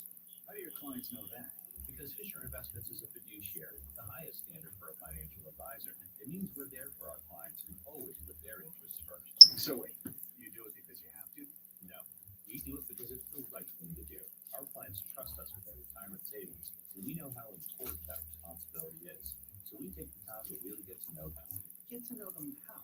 We make sure we understand their unique goals, finances, health, family, and lifestyle, so we can tailor their portfolio to their specific needs. Our goal is to help them achieve a comfortable retirement. Sounds like a big responsibility. You must make big positions then, right? No, we don't sell commission-based products. We have one single transparent fee that's structured so we do better when our clients do better. Visit FisherInvestments.com to find out why investors like you are switching to us. Fisher Investments, clearly different money management. Investing in securities involves the risk of loss. As the official team doctor, Tigers and UFSC Gamecocks, Krista Health Orthopedics can give you and your family the same care we provide top athletes. If any pain is making your daily life difficult, seek the best care. Find out if joint pain is affecting your quality of life by taking a free health assessment. Don't let hip or knee pain hold you back. Learn more at prisonhealth.org/ortho. It's been a better time to switch to Spectrum Mobile. You can save hundreds of dollars on your mobile bill. Plus, there are no added taxes, hidden fees, and no contracts. These steps, you'll see how much you can save by switching. Visit mobile.com/save. Internet required. Savings may vary. Mobile.com/save for details. Enjoy the sounds of summer. You must reconfigure.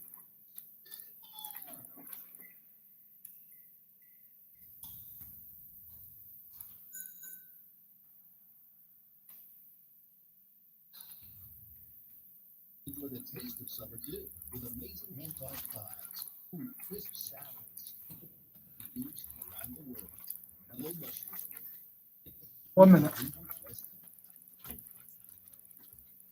you're buying a car. I want my calculator. Dad, I already used Capital One Auto Navigator. Found my car online and got pre-qualified instantly. Instead of all that. You know those things impact your credit score. Didn't impact my credit score, Dad. Now I'm more than Hey, Krista.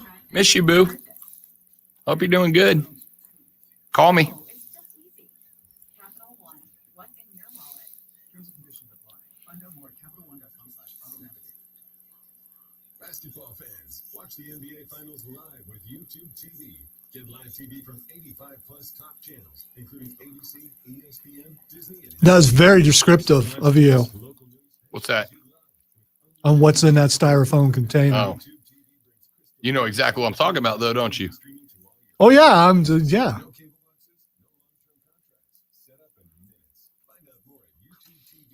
I hate green beans. You hate green beans? We were poor. We ate green beans an entire summer. That was our meals. Yeah, yeah. Lonzo just revealed to me during the break that he doesn't like green beans.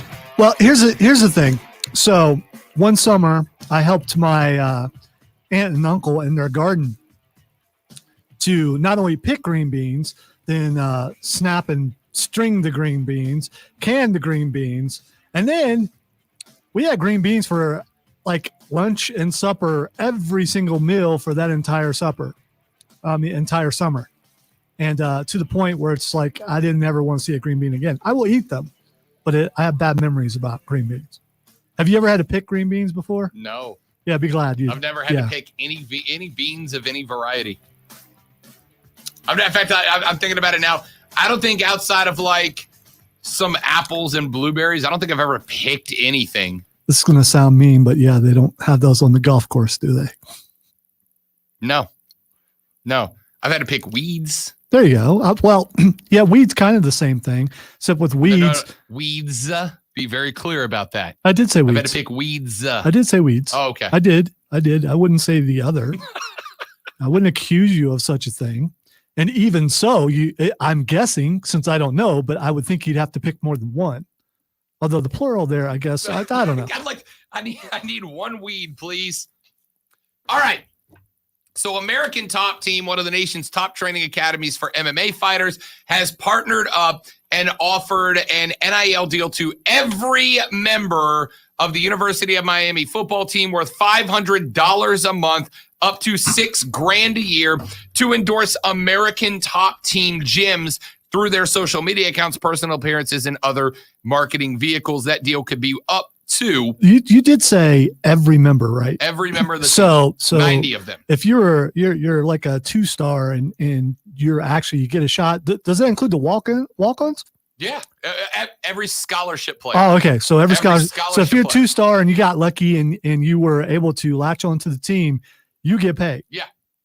I mean, it's $500 a month. Let's not act like it's a life-changing amount of money. That's still, that's an extra 100 and something a week. Yeah. 125. Again, not a life-changing amount of money. An extra 125 on top of your full paid scholarship and all your food paid for and whatever they have in the clubhouse at Miami. Player, huh? Yeah. So now you got, spending money. Pretty good to be a football player. I guess.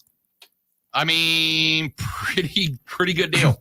I'm guessing, back in the day, they made more than that, though. Just saying. Well, I'm sure some of them still will. But this is above board. Hurricane Jeff texts in. He says, Hurricane Jeff says, the Hurricanes are just the first team to be able to take advantage of such a team-wide thing. I would have to say that if we were the Gamecocks or the Buckeyes, there would not be any conflict, end quote. So saying that. Oh, absolutely, there would be conflict. So, Zoe, you will be intellectually honest and say that if the Ohio State Buckeyes get a team-wide endorsement deal, you will run them through the dryer too. Yeah, and first of all, I'm offended by you saying I will be intellectually honest, which implies that normally I wouldn't be. So, and that's not passive-aggressive. That's just aggressive. That's just aggressive. I mean, yeah, and Rob has trapped me too many times. So it's not happening in this case. It's not happening if the Gamecocks do it. If Ohio State probably got a better shot than the Gamecocks of doing something like this. But this is the first team we've heard the entire team.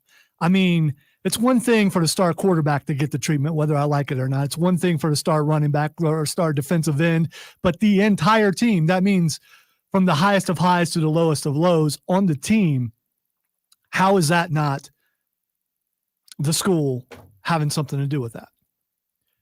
And Top Team seems like they're above board. Their gear. Jorge Masvidal just signed on as an endorser too. I would say their gear is nice. So, I mean, there's that. And there's also, I mean, who knows if they want to uniform the tennis team also, they're going to look good too in the gear. So it's not like it's some shady car dealership somewhere. It's a reputable company. But at the same time, we've been told accusing them of cheating. No, we have been told, this is on the school. It's not on them. We have been told by the NCAA that no school will get endorsements for their teams. And it really does sound like the school has something to do with this. That's what I'm talking about. I mean, if evidence comes to light that the school organized the deal, I'm happy to listen. But it is not out of. But why is it Miami? Why is it Miami? The one school that shouldn't be the first team to do this is the first team to do this. Why shouldn't they be the first? Yes, because of all their problems in the past. Sure, but this is not cheating. This is in the why couldn't Clemson be first? If Clemson was first, I still have a problem with it, but I wouldn't think it as shady as I do that Miami is first. Here's the thing, and I guess that we're, the headbutting comes from that. Why does this come across as shady, right? So here's the thing. We talked about this happening leading up to the NIL rules going into place last, Tuesday or Thursday, whatever day it was.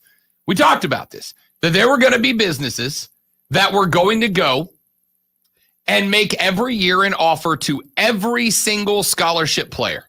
Every player is going to get the offer to endorse my business because I am a huge, in this case, Hurricanes fan. Big fan of the Canes. So I'm going to make an offer of $6,000 a year to every player on the team, up to $540,000 a year going. I don't need Miami to sign off on that. I can do that myself. I can simply reach out to every one of those groups, every one of those players, pardon me, and say, hey, congratulations on signing with DU. I want to offer you this endorsement within the NIL laws. It is going to come through me and my company. Do you want on or not? The school doesn't need to be involved for that to happen. That's something the players themselves and the business itself can organize. We knew this was going to happen. The only surprise, Texter says a Miami booster probably owns that gym. That's exactly the case. American Top Team was founded by Dan Lambert. He is a businessman from South Florida who is a longtime Golden Cane and member at canesport.com. He is in the upper echelon of Miami boosters. If you think for a second, A, that more teams won't be getting team-wide endorsements in the future, and B, that these team-wide endorsements won't be coming from multimillionaire boosters of the schools, you're going to be disappointed and surprised at the same time. Of course they are. I'll tell you right now that this is the first deal in place, Lonzo, what do you want to bet me that between now and a week from today, at 1:39 next Tuesday, I'll bet you we have another D1 school that has a team-wide endorsement. You want to take that bet? No. Of course not. Of course not. We knew this was going to happen we knew this was going to happen 6 months ago when the NIL rules started gaining steam. We knew this was going to happen. Now it has. I guess the point I'm shocked is that anybody is shocked. Right? And you could say it's sketchy and that's fine, but what do you have to prove to me it's sketchy? Because to me, if this happened last year, yeah, it's a massive problem. But this year, we have the NIL rules so that players can use their own name, image, and likeness. And if they elect to sign on with American Top Team, who has made an open offer to every scholarship player, that's not shady. That's literally in the way that this was set up to work. So here they are. Texter says, whoa, these NIL laws are going to have massive tax consequences for companies. Now companies can pay players through advertising expenses for endorsing and not have to worry about donating money to the school or booster programs. Huge. Here's one thing I will be on your side, I think, about, Lonzo. If you going to be a grown man and you going to accept grown man endorsement money as a player for the U, the responsibility for making sure your taxes are paid on this NIL money, Lonzo, that's on the players. And if a player down the line doesn't pay income tax as is required by his states, and I'm not a lawyer, nor did I stay in a Holiday Inn Express last night, but if a player fails to properly report and pay his endorsement fees, that's on the player, Lonzo. I agree with you there. And if these big companies want to fork over $500,000 to endorse the players, and that takes away from their booster money going to the school, sorry, Charlie, it is what it is, man. And I get why schools are starting to try to do those programs. What the NFL does, if you've seen Welcome to the NFL Rookie or whatever that is, where they talk to them about how to handle the money that they just received, there are going to be a lot of kids on teams at schools where they don't offer this kind of help. And suddenly you got money where you've never had it and you don't know what to do with it. Taxes are, I think, the least of the worries. You may not be incorrect about that. We'll keep talking about this on the flip side. I'm Rob. He's Lonzo. This is ESPN Upstate.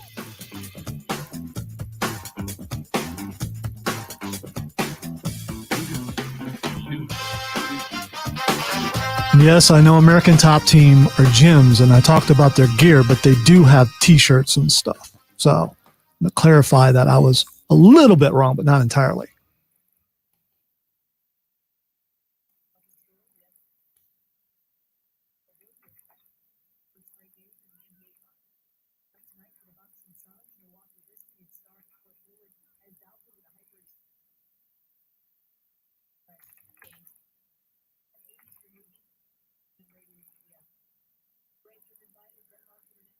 Also, good on the listener for texting and knowing what my two teams are. I appreciate that. He called you out specifically. He did. Or she. I don't know. How's Hurricane Jeff? Ah, okay.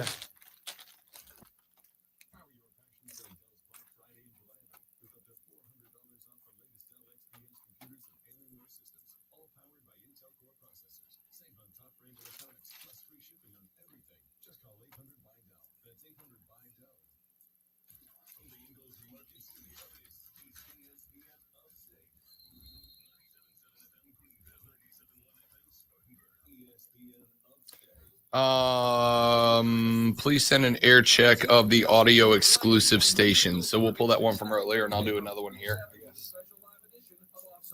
Or in the last hour. We did one this hour, didn't we? I don't remember. I'll do another one just in case. I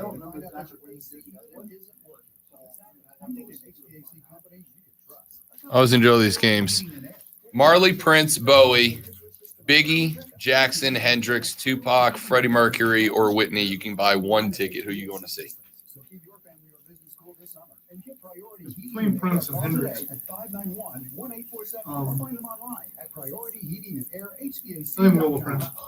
Prince. It's between Prince, Hendrix, and Queen for me. Assuming that this is Queen and not just Freddie. If I get all of Queen, it's probably Queen. So I did my research and talked to my doctor, and we finally uncovered the truth. It was actually EPI. Exocrine pancreatic insufficiency, or EPI, is a condition where your pancreas is unable to help break down your food. My lasting memory of Queen, I believe it was Live Aid when he was doing Radio Gaga and the crowd was out there. I remember watching that live. That was awesome. So getting to the right diagnosis meant being more open with my doctor about the severity of my symptoms and how often they were happening. But there's good news. EPI is manageable, so don't wait any longer. So you said you're gonna do this coming out of the break? Yeah, I'll do one here, and we'll pull the one from earlier in this one and send them both. For the ones who get going when the going gets tough. And the ones who know we're tougher together. Should be easy to find. You did it coming out of the break. So Grainger offers supplies and solutions for every industry, as well as fast access to experts and 24/7 customer support. Because we know you have people depending on you, so you can always depend on us. Call, click Grainger.com, or just stop by. Grainger, for the ones who get it done. Creamy nut butter makes it delightfully sweet. Roasted nuts make it perfectly salty. Get two great tastes in one delicious bar. Enjoy a Nature Valley sweet and salty nut bar today. Designer face masks, DIY haircuts, in a world full of things you never thought possible. Here's one more. Now you can get the same high-quality insurance from Allstate, but at a new low rate. Drivers who switched and saved average $718. With Allstate, you can lower your rates, not your expectations. Visit Allstate.com or call an agent for a quote today. So have you watched that latest episode of Loki yet? Sure have not. Failed. I was busy this weekend. I know. I'll watch it today. Just thought I'd, put it in your brain a little bit. I got trivia, and then when I get home tonight, I will be watching NBA Finals, and then after that, I will watch Isn't that golf thing on today? the match. That's right. The match is on today, too. That's at 5. So that, then NBA Finals, then Loki, then maybe I'll be able to get the Bad Batch. Loki tomorrow. May have to be Loki in the morning. You may find me watching it in the office tomorrow morning.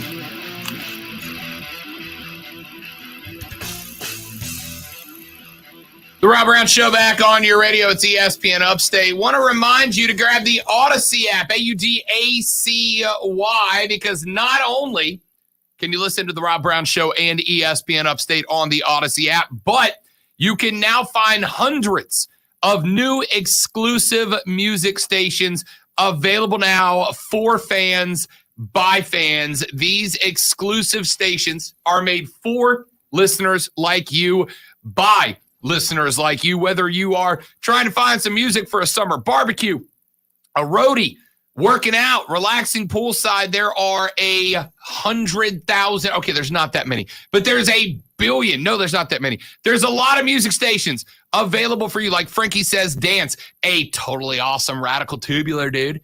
80s themed dance station to get you grooving. There is the Hit the Road with Pop station to help you enjoy the open road with progressive pop tracks. The Alterna Aughts guitar-driven alt-rock hits from the early 2000s.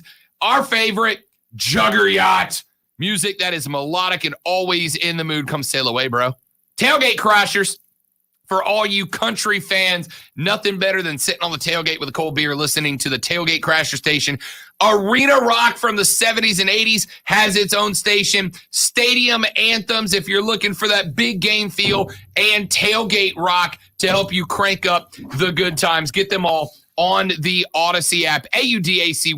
Download it now. If you had the radio.com app, well, you still have it. If not, grab the Odyssey app, AUDACY.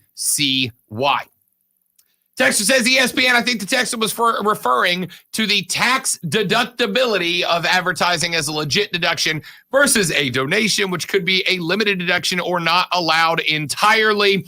Advertising would be 100% deductible for the biz. Look, so I'll be real with you.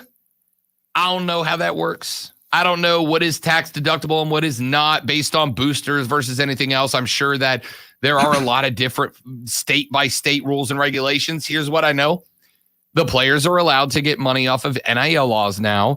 And if a business wants to give them money instead of giving it to the school, so sad, too bad. I don't know what to tell you. I don't mind the players getting their cut. The big issue was always that the schools and the NCAA were going to lose some money to the players. I don't care. I'm not worried about it. It's a multi-billion-dollar business. Refigure out your structure if this is going to dampen it that bad for you. Take a quick break. We'll come back, wrap up our... No, oh, by the way, Texter says, we listened to Juggeryacht on the 4th. It was a good time. It's called Juggeryacht. How would it not be incredible? Juggeryacht! Quick break back up to wrap up hour 2 after this on the Rob Brown Show and ESPN Upstate. Drop my phone. Yeah, I know. I was going to offer a pin, because those don't break. That instead, yeah. Yeah. There is a reason that the first thing I do when I buy a phone is buy the military grade case to go on it. Need a fidget spinner. I used to have one, which I made fun of when I was working for county government. The guy in the office next to me would get frustrated because I fidget, right? And I throw pens or I spin my phone on my finger. I got to be doing something with my hands because I get distracted. If not, he bought one and left it on my desk one day. And he's like, dude, please just try this. And I was like, this is so dumb.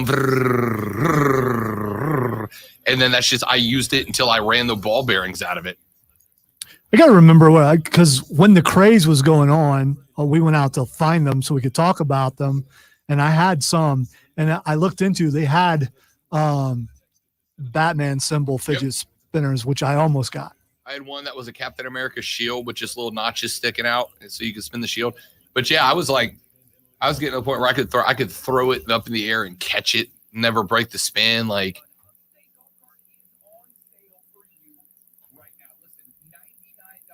okay, that's weird. I'm fine with it.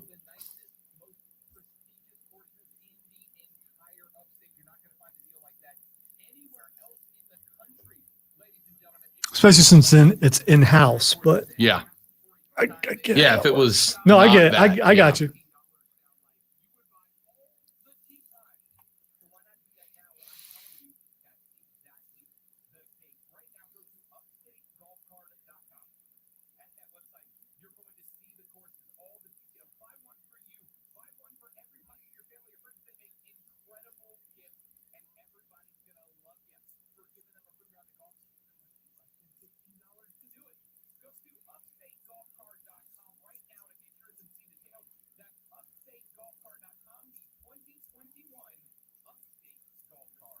I'm Zach, CEO and co-founder of Firm. I believe everyone deserves intimacy. And if erectile dysfunction gets in the way, then you know. It's not just a you.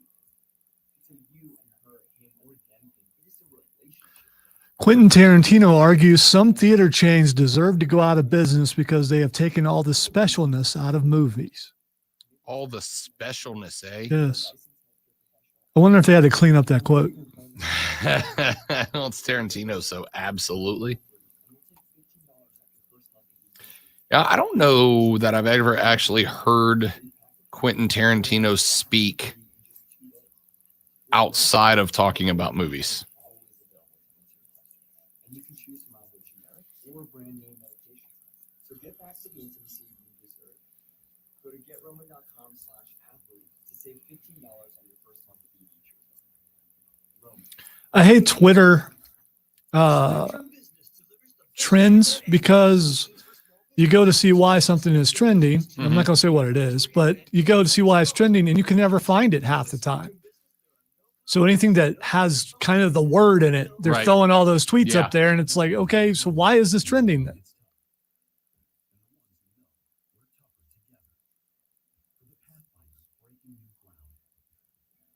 Granger offers supplies and solutions for every industry, as well as fast access to experts and 24/7 customer support. Because we know you have people depending on you.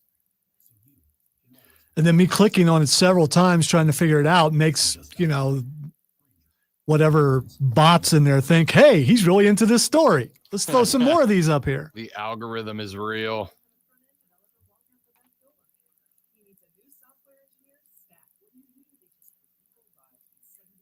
Indeed can help him hire great people fast. Indeed you do. With Indeed Instant Match, we immediately show you quality candidates whose resumes on Indeed meet your sponsored job description. Visit Indeed.com/credit and get $75 towards your first sponsored job. Terms and conditions apply. The Breaker vs. 48-3 is all set for UFC 264. Every punch, kick, and knockout means so much more with the DraftKings lineup on the line. DraftKings, the official daily fantasy partner of UFC. 1 minute. New shot at huge cash prizes. For this weekend's fight, DraftKings is offering all customers a shot at millions of dollars in total prizes. If you haven't tried it yet, fantasy MMA is easy to play. Just pick 6 fighters, stand as a salary cap, and I wish doubles tennis would have like a pair that's just a couple goofballs just out there having a good time, still looking so serious, running into each other, Right. stuff like that. Somebody earlier had the idea of we need to, in the Olympics and every Olympic event, we should just have one average guy compete just to show you how ridiculous some of these guys are. And then I'm like, could you imagine giving me a pole vault just to see what would happen? I'd end up stabbing myself. I can teach you technique because I pole vaulted in high school, so I can help you out there. Yeah, I did. It's probably one thing I wouldn't even try. I believe it or not, a little crazy. So I mean, Shocking. but poles they go by weight, and I weighed about 190 something. I was pole vaulting with a 185 pound pole that was cracked at the top. I mean, could have broke at any time. It was a poor school. Wouldn't even try it.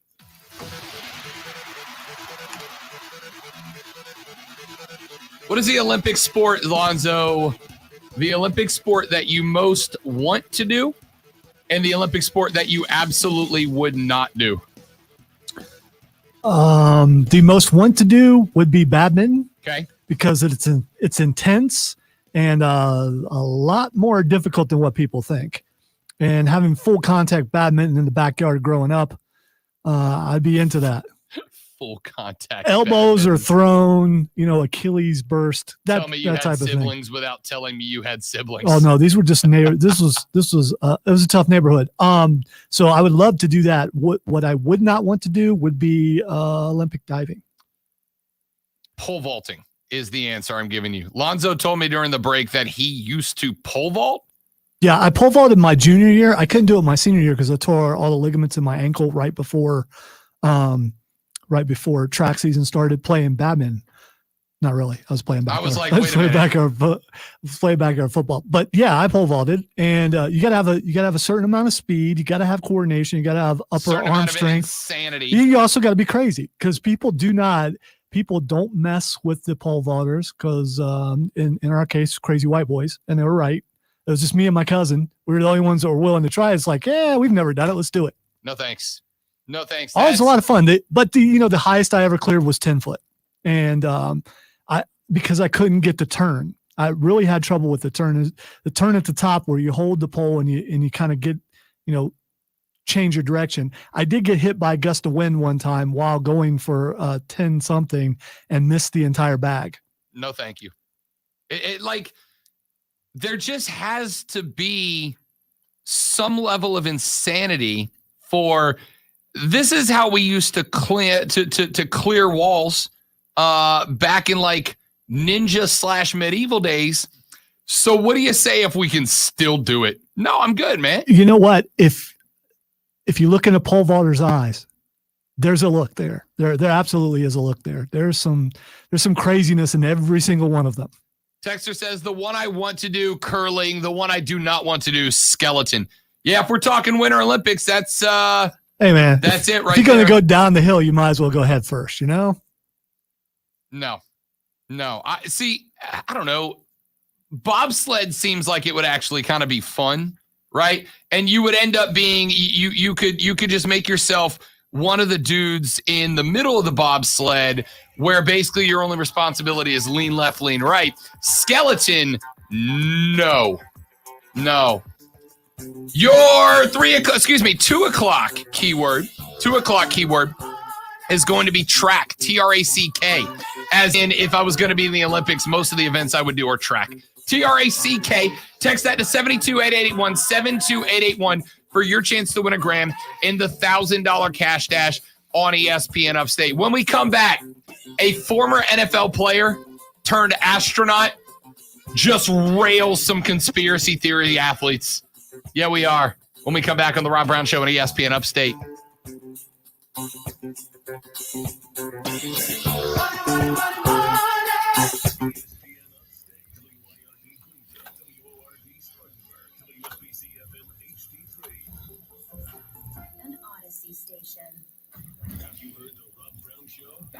Well, that was nearly a mistake, but I fixed it.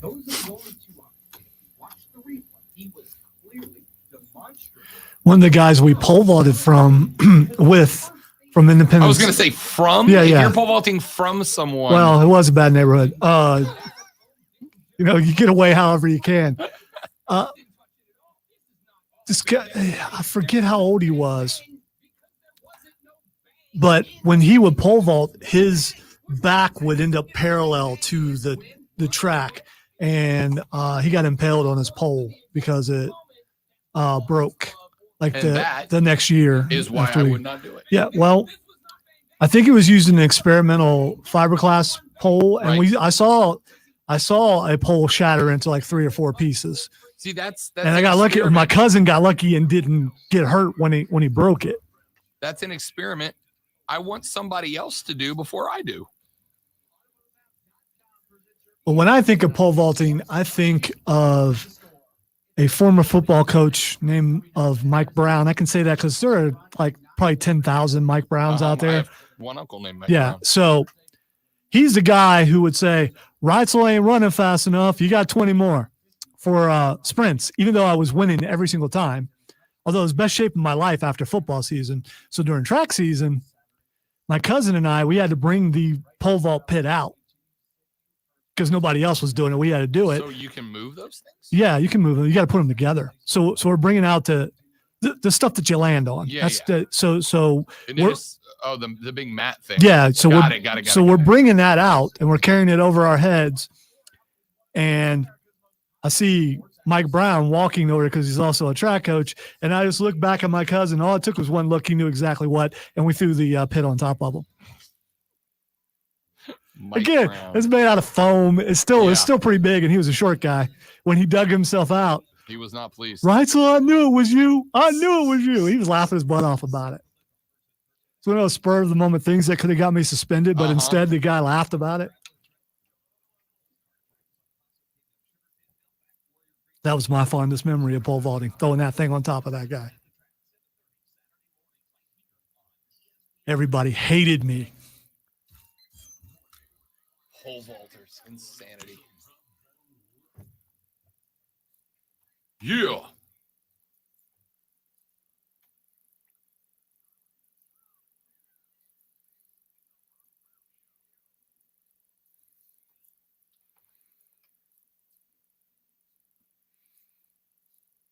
The Rob Brown Show rolls on. It is ESPN Upstate. Hello, Upstate South Carolina. I am Rob Brown, the great one. Lonzo at the helm today. 844-GSP.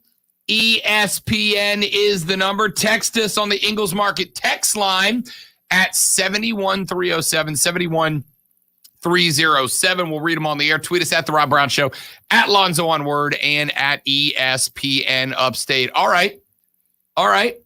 Conspiracy theories. Lonzo and I have had our fun over the many, many years we have shared on the air together, talking conspiracy theories. You guys know that I despise conspiracy theories. Lonzo, on the other hand, big fan. Clip number, yes. Conspiracy. Clip number 7. Yahoo Sports had the opportunity to talk with a young man by the name of Leland Melvin. Leland Melvin has a very interesting story. Leland Melvin was an NFL player for the Detroit Lions. Played for the Lions in 1986, I think. I think he had like one off season before he pulled a hammy, released from the team, then went to the Canadian Football League, tried out for the Dallas Cowboys, was about to make the roster, but pulled his hamstring a second time. So Leland Melvin, like most of us have, Lonzo, when what he thought was going to be his career path didn't work out, he did what we all do as a backup plan. So he joined NASA as an astronaut and flew into space to spend time on the International Space Station. Pretty solid backup plan for Leland Melvin. Well, Leland went on Yahoo Sports, where he was expected to talk a little football and talk a little space and have a little fun. And instead, the dude interviewing him decided, hey, why don't we have you respond to all the Kyrie Irvings of the world and the conspiracy theories that they have? And here is what Leland D. Melvin had to say. Kyrie Irving, where is he? So, Kyrie, I'm talking straight to you, Kyrie.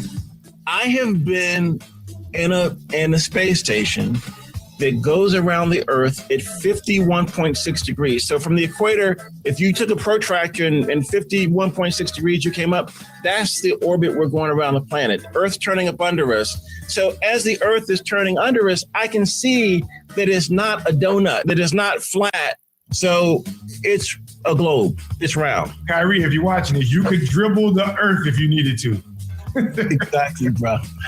All right, the next conspiracy, the moon landing. Some people think it's fake. Is the moon landing real or fake from you? Okay, so John Young was a friend of mine. He lived in my neighborhood. John Young flew almost every vehicle that NASA put up there. Mercury, Gemini, Apollo, Space Shuttle. He was the first commander of the Space Shuttle, and he walked on the moon. He was an honorable, honest man. One night, I was walking my dogs by his house. He was in his garden. He said, hey, Leland, how you doing? We both looked up at the moon. I said, how was it like when you were there? He said, it was amazing. I believe John Young. I believe that the people that have given their lives to explore would not be liars, would not be doing this conspiracy, because people did die in this, you know? Yeah. Apollo 1, you know, we've had people losing their lives. But he is an honorable person. I believed him. And if John Young said we walked in the moon, we walked in the moon. We've seen some crazy videos of UFOs recently. Do you think these flying objects are made by alien life or humans? You know, I've been watching these things, and I really don't know what they are. I mean, sometimes they're lights and artifacts, to be lasers. I really don't know. But when I was in space, I thought I saw an alien. I was in the space shuttle aft cockpit. So we're looking out the payload bay of the space shuttle. Payload bay doors were open. There was this thing that was floating out of the payload bay. It was translucent. It had curvature like it was organic. And I'm like, what is that? And I thought I was going to call Houston, we have a problem. But when you do that, they don't like that. So I just said, Houston, we see this thing floating out of the payload bay. And what it was we have these Freon hoses where we have like a water and Freon interface where you're trying to reject the heat from the computers and things. Well, that interface gets cold. And there was ice that had formed around these hoses that made it look like it was something that had curves to it. And it was floating out of the bay and it was moving and rotating. Remember the movie Contact when these things were walking on the beach, coming to see Allie? Yeah. It kind of looked like that. But I said, Houston, it's just ice. So that was my only alien adventure in space. But there could be aliens out there. We're listening, we're watching. We've got these assets that are looking into deep space. We have planets that are exoplanets that have similar temperature, water. So if there's water and there's heat, there's probably life, right? That's why we explore. And that's why everyone needs to explore. Everyone from every zip code, every kid that needs to believe that they can go do this, whether they're going to be a scientist for Tide making new detergent or developing warp speed to go to one of these planets, right? Access, opportunity, and belief in yourself is what you need. And all these kids need that so they can be doing what you're doing what I'm doing, or doing whatever they dream, man. There you have it. That's Leland D. Melvin saying the earth is round, we went to the moon, and no, we have not yet discovered aliens, though we are trying to. Dude was very forthcoming and awesome to listen to. Like to hear that entire interview. It was incredible. It was fun. You sat on a podcast with Yahoo Sports. I'll send it to you later. I'm just saying, I love that in the 1990s, scientists were cloning sheep. And in the 2020s, they're like, for the last time, the earth is a ball. All right? We've known this one for a while, guys. In 1998, they're cloning Dolly. And in 2021, they're going, no, it's still round. Kyrie, still round. Yes, we landed on the moon. And yes, while it's possible there is alien life out there, we haven't found them yet. I would be so frustrated, Lonzo, if I got the chance to interview an NFL player turned astronaut, a man who has stood both on center of the Detroit Lions field and also floated through the ISS. Technically not floated. It's technically free fall, but, let me get nerdy on you. And my boss came to me and said, wait. Before you ask him about how NFL life prepared him to live on the ISS for months at a time, what I really need you to ask him is the earth round? That's really the hard-hitting content we need from you right now. The second thing I need to ask you, instead of asking him whether, you need to be in peak physical condition to go to space, which would eliminate a lot of us from being able to partake in commercial space travel down the road, instead what I need you to ask him is, did we really walk on the moon? That's what I need you to ask this guy. And then instead of asking them what the experience was like in ISS, and do you think that consumer and commercial space travel is a realistic possibility within our lifetime, or is that for our ancestors to go into? Instead, what I need you to ask him is, did you see an alien? Those are what we need done, Lonzo. All I got to say is if our boss asked me to say all that, I would say, okay, I'll do that. Why not? Yes, the earth is round. Yes, we landed on the moon. And no, we have not found ET just yet. There it is, ladies and gentlemen. There's the interview. Done. I don't know why I found that as fascinating as I did, Lonzo. You just take all the fun out of it. I mean, the fact that dude would answer those instead of going, are you really asking me that? No, he's laughing about it and answering the questions. I have to think that at some point. Do you want him to go Belichick? And like, really? Yes. Is this the question you're asking? Yes, because we have to stop entertaining dumb things. We're moving on to Mars. We actually are. Hopefully in our lifetime, Zoe. Yeah, I know. Hopefully in our lifetime. I'm thinking in the next 20 years, we'll put the first boots on Mars. Anyway, the point is, May I suggest that Mark Ryan be the first one to broadcast live from Mars? I'm just putting that out there. I know you mean that as a joke. He's got Houston ties. He's got NASA ties. Get Mark Ryan on Mars right now. I know you meant that as a joke. I told the girlfriend not too long ago. I said, look, if they ever came up with a program that said we are taking signees to be the first group of colonists to go to Mars, I would sign up. All right. See, we need a poll on this. Who should be the first to broadcast from Mars? Should it be Rob Brown or should it be Mark Ryan? My vote's Mark Ryan. And I think Mark Ryan wins hands down as the first guy to broadcast from Mars. How long does it take to get to Mars? You don't care if he broadcasts or not. You just want him to go. Dude, that's a pioneer right there. I want to see it happen. Takes a radio signal anywhere from 5 to 20 minutes to get from Mars back to Earth, depending on where in the two orbits they are, obviously, right? If we're on opposite sides of the sun, take 20, 21 minutes.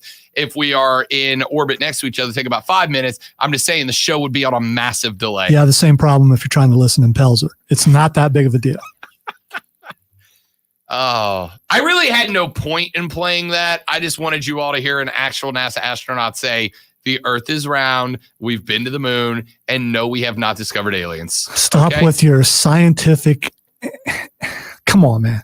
Just have a little fun with this, okay? It's okay. It's all right. And man, I hope someone told Kyrie. Kyrie doesn't believe in radio waves either.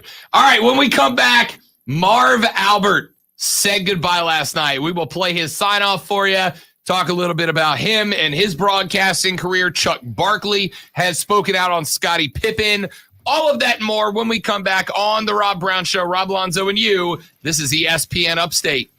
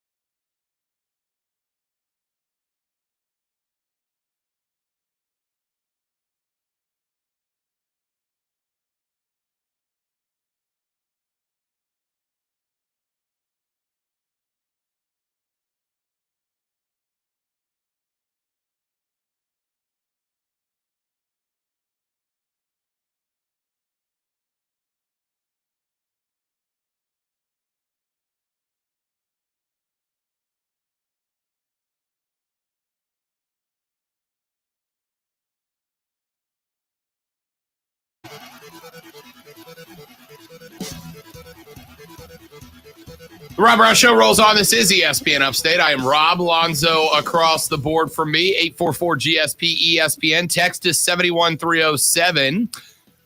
Clip number 9. Last night was the sign-off of Marv Albert. Final game, not last night, but final game of the Eastern Conference Finals. Marv Albert says farewell. Reggie Miller was sitting alongside him to give him his parting shot. Here's what went down. This is the end of an era for you. Yes, and it is. I've had the opportunity to be next to you. I've been at Turner now 15 plus years. You've called a lot of some of my best games when I played for the Pacers. And there's a lot of men and women who have sat next to you, and you have treated everyone with the utmost respect. You gifted the game of basketball with your voice. Thank you, Marv. I know there's a lot of emotions that are going through you. I know EJ and the inside guys are going to interview you in a little bit, but what is going through your head right now, as this is the end of an unbelievable era? Well, first, thanks very much for the nice thoughts that you have just passed on. And Reggie, with tonight's game winding down, I'm thinking, well, this is it. My last broadcast, and all that's going through my mind is I have been so fortunate to be doing this. Nice photo here for 55 years, doing what I love, having a front row seat for so many of the iconic moments in sports history. That's Marty Glickman on my right there. I'm taking Julius to the hole right. Nice move there, Marv. But doing it throughout the years with people who are at the top of their game, brilliant at their craft. And Reggie, it's such a pleasure working with you. You're a Hall of Famer as a player, as a broadcaster, and as a person. And our gifted people on the truck, producer Tom Heitz and director Andrew Greathouse and statistician Brian Taylor and production crew, our fantastic camera people. Love to mention all the names, but time does not allow, and everyone at Turner Sports, you do such a great job, starting with the chairman of Warner Media, News and Sports, Jeff Zucker, who happens to be an NBA fanatic. And the guys at Inside the NBA, Ernie, Charles, Kenny, and Shaq, you are the best in the business. We'll be hearing from you guys soon. And Ernie, as I said to you a couple of weeks back, I wish I were starting all over again. It has been such a joy. So for the last time, thanks so much for watching. I'm Marv Albert saying thank you and good night. So there you have it, the final words of Marv Albert as an NBA broadcaster. He is now done. His time concluded in the box. And look, man, I mean, I know we've all had the jokes about Marv off the air and some of his issues that have taken place in hotel rooms around the country in years gone by. But from a broadcasting perspective, it's adios to a legend, man. I mean, Marv has been the voice of NBA for a very long time. And there's a lot of guys that have come and gone. There's a lot that are in the running to be the next Marv Albert. We've got a new crop of NBA play-by-play guys that have been coming up recently. But, Zoe, I think back to some of the iconic moments in the NBA, and Marv Albert is a guy whose voice is attached to many of them. Marv Albert is a guy who has been there for some of the best NBA finals in years gone by. He is a guy who has been there for some of the biggest moments in the history of the NBA. From 1990 to 2002, he was the lead voice for the NBA on NBC, called 5 of the Chicago Bulls NBA titles, led by Michael Jordan. Obviously, he had the firing back in 97, 98 because of the allegations that stem from an incident in 1997, pled guilty to misdemeanor assault and battery charges, got rehired, and returned as a lead play-by-play voice for 2000 through 2001. In 99, was also calling games for the NBA on TNT and has been in that role for more than 20 years. I mean, again, a guy who no doubt had his issues, as many people do, but Alonzo, a guy whose voice was the voice of the NBA for many, many moons. Yeah, absolutely. And like you said, all the things off the court aside, when you hear that voice, you know what sport it is. And there are some announcers that are like that. Keith Jackson back in the day for college football, some other guys.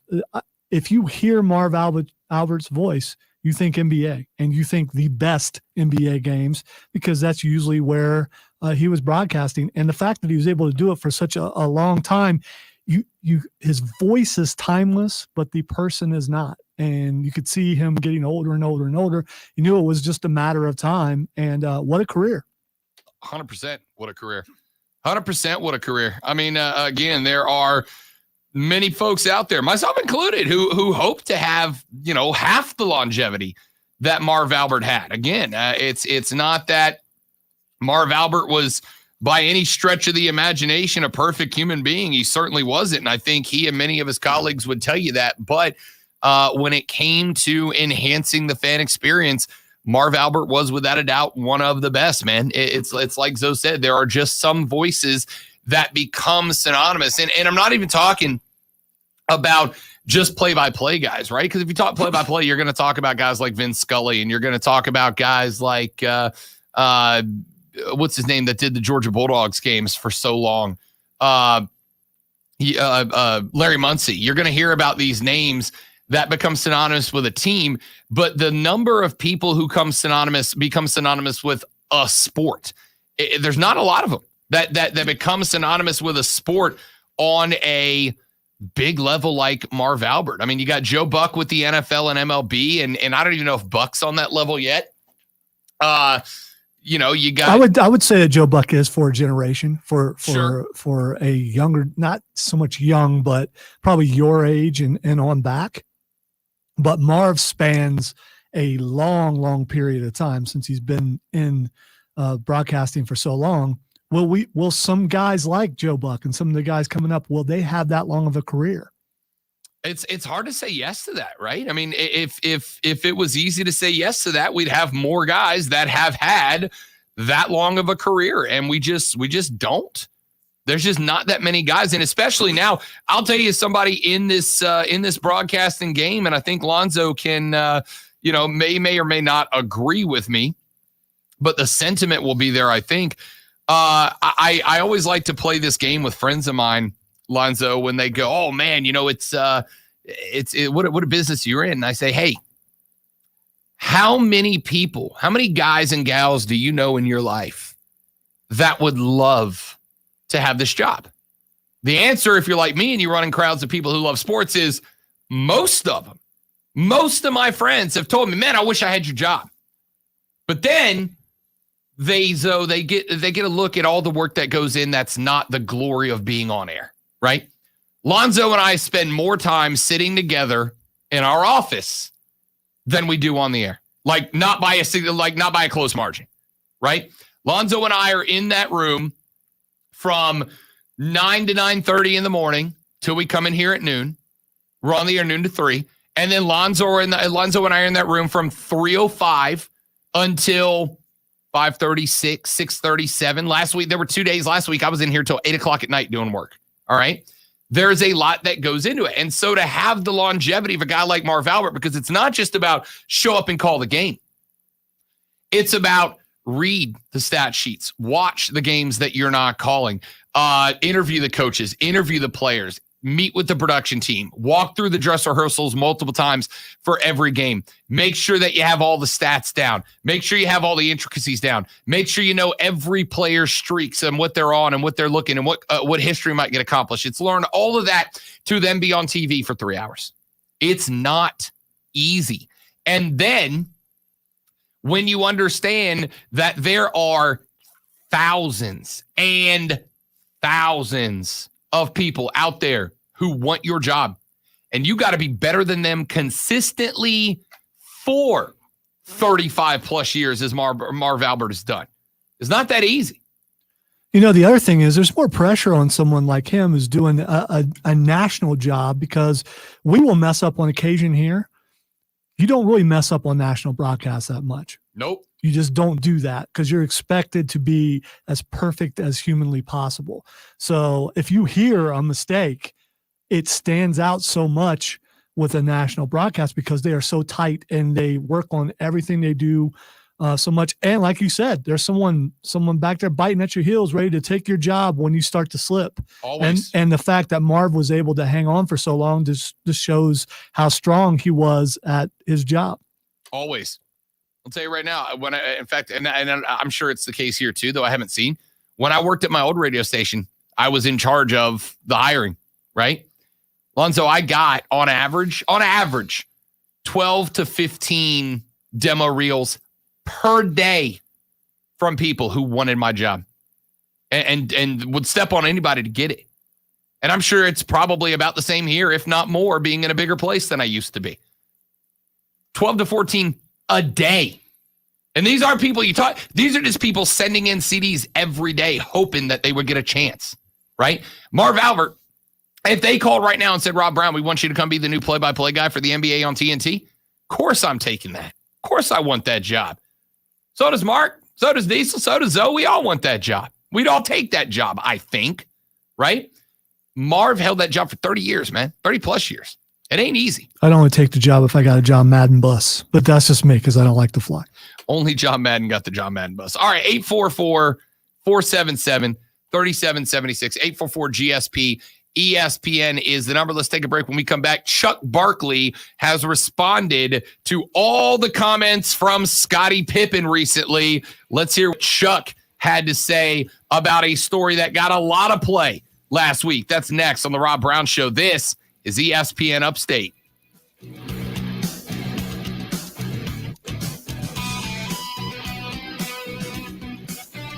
All right, so I had this problem in Word too, but since I wasn't answering the phone there, so I went to answer the phone, and then it went to error, and it's done that twice.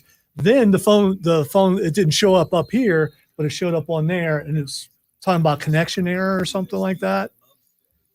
And when I went to answer a call earlier, that was on the line, and suddenly nothing, and I'm pushing the button because I couldn't. They were showing nothing here on this bank where you can see, but the guy was actually on the line. And luckily I had him up or I wouldn't have noticed that he was even on.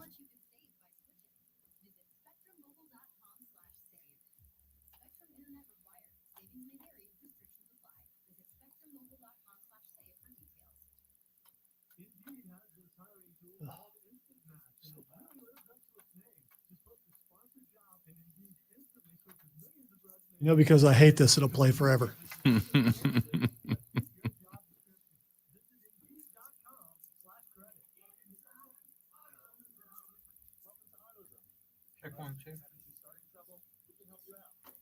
Oh, it looks fine now, of course, because you're in here. I mean, we had a caller that I couldn't get to a few minutes ago because I couldn't answer the phone. I mean, I could see him. I could see him up here, and I'm pushing one, and nothing. The fact that it did it in Word too has me concerned that it did it in there and didn't. Yeah, I think I know what the problem is. But I can't. If it's what I think it is, I can't fix it until after everybody's gone. Okay. I have to break the whole system and fix it. If it continues, That sounds like fun. Yeah, I gotta come in at midnight to do it.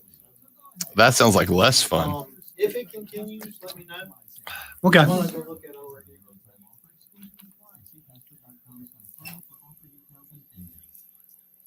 Have you wanted to speak a new language but thought it would be too difficult or take too much time? Then try that. In just 15 I didn't mention it earlier because I thought it was an anomaly, and I didn't want to burden engineering with more problems until it happened in here. Right.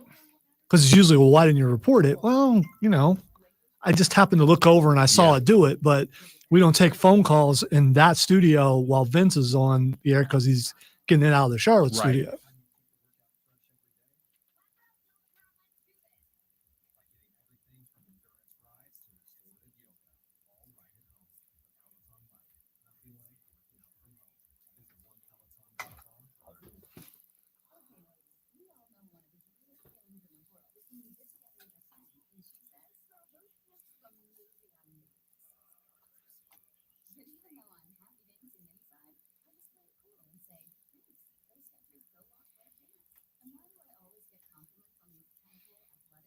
So I still haven't decided about Black Widow, if I'm going to watch it at home or if I'm going to go to the theater. Courtney and I talked about it on the drive back from Florida. I think we're going to go see it Saturday. And the kicker that made the decision was I miss extra butter movie theater popcorn. It was back. I was going to see it either way. I just didn't know if I was going to go see it opening weekend or give it a while. But then she was like, what if we just go get a giant bucket of popcorn? And that was the selling point for your boy. If I do go to the theater, I'll go Thursday night. Yeah. Midnight? No. Nice. Does it open They always midnight Thursday? they always open early on Oh. Thursdays around here. So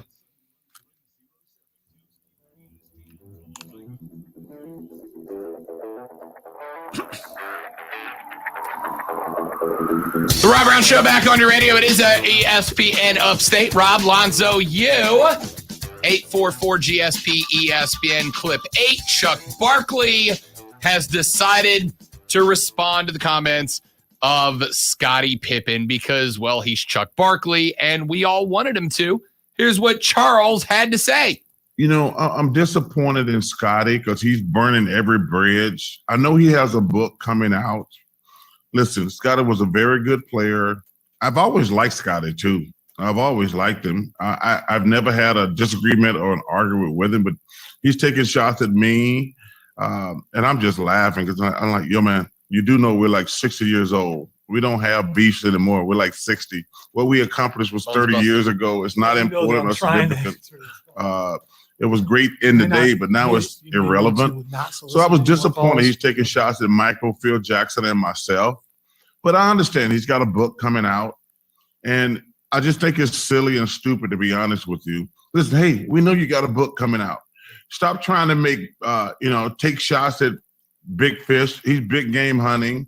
You come after myself. You come after Mike. You come after Phil Jackson. Hey, we know you got a book coming out. But it really just makes you look stupid and silly in the long run, to be honest with you. Yeah. Stuff you haven't said in 30 years. Then I've been retired for 20 years. Can you imagine that? And so that stuff happened like 25, 30 years ago. And to come out now saying all these things because you have a book coming out, and I guess he has an alcohol coming out, and you know, and unfortunately we're in the business, so every jackass gonna have you on. If you're gonna say something bad about Michael Jordan or Charles Barkley or Phil Jackson, you're gonna be on every TV show. And that's the thing. I just feel sadness for him more than anything. I didn't think there was strategy behind him, what he said about Phil Jackson. I think he's been carrying those 1.8 seconds when he sat down in that game against that playoff game against the Knicks.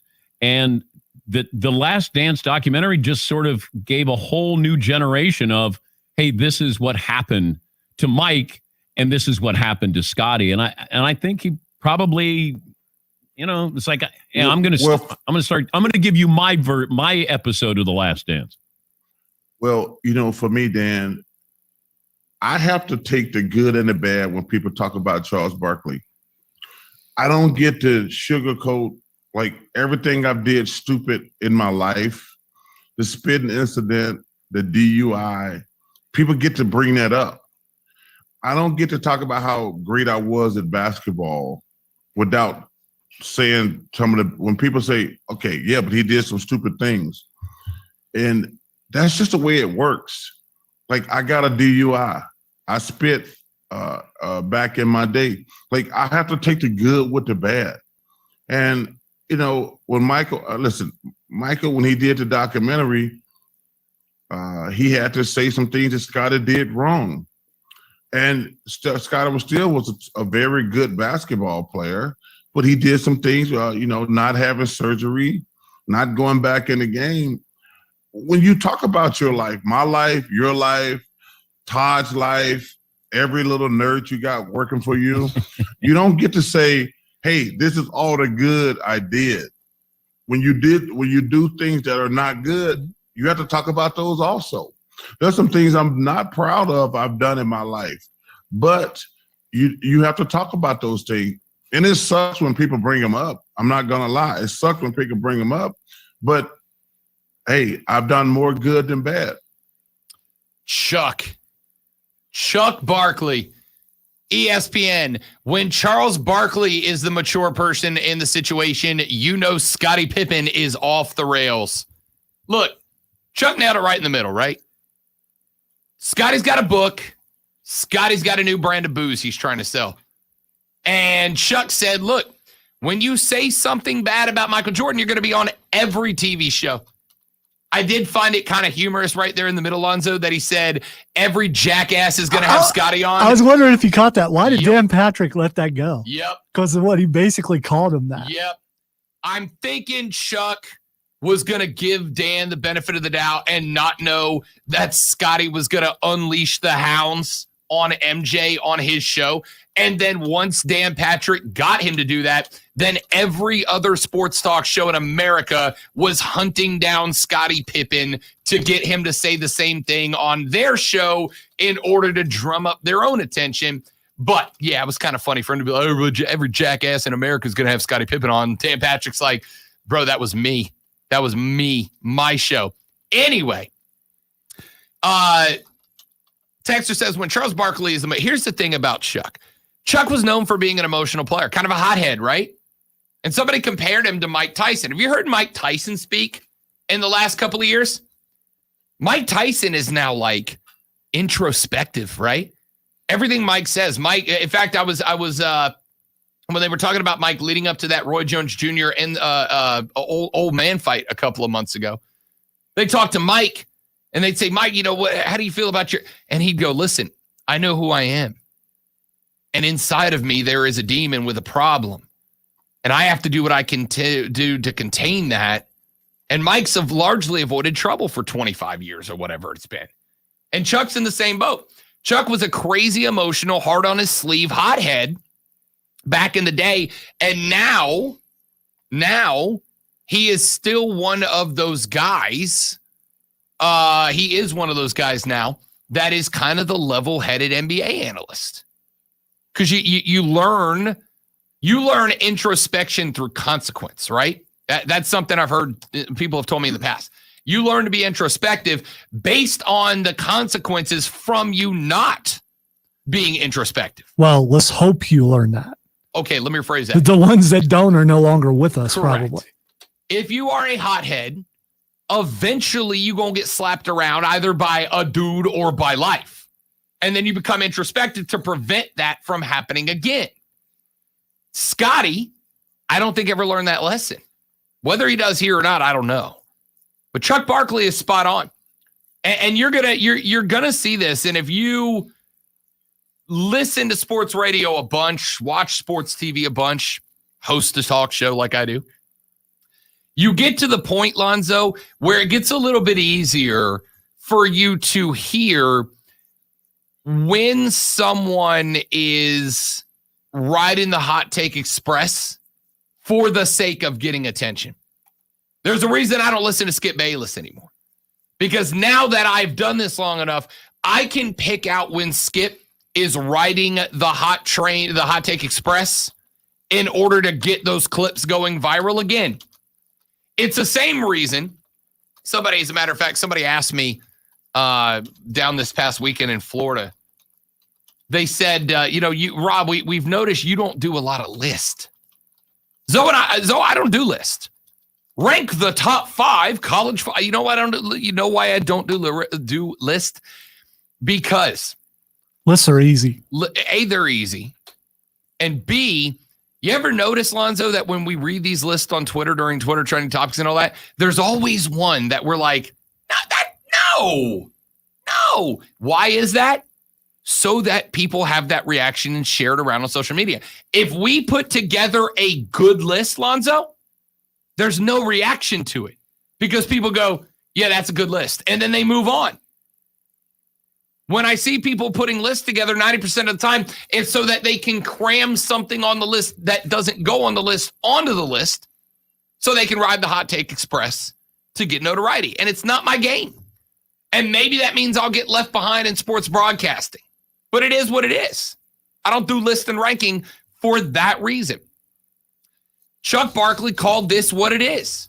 Chuck Barkley said, look, Scotty is not out here because Scotty's a bad dude. I like Scotty. Scotty's doing this to sell paper to sell books, to sell booze, and it's gonna backfire on I was going him. to say, but how does that work? The things that he's saying, does he say, if he comes out and says, Phil Jackson is not who you think he is. I detail that in my book. Then you're like, okay, wonder what he's talking about. Maybe I need to pick that up. If you come out and say what he said, that Phil Jackson is a racist, you've already said what the book is about. And you're going to alienate some people who don't believe it for a second, and they're not going to buy the book. It just doesn't make sense from a marketing strategy how this would boost sales. It doesn't make sense to me, billboards, right? Billboards don't make sense. I put my logo up on the side of the road, and what is that supposed to do? Inspire someone to action. But here's the thing. Advertising is not always, in fact, most of the time, it's not designed to spur you to action. You see a sign for Scottie Pippen's bourbon on the side of the road, and you immediately think, oh, yeah, that's right. I need to hit the liquor store on the way home to pick up some Pippen bourbon. The point of advertising is to put the name in your head so that when it is time for you to do a thing, then you go do the thing.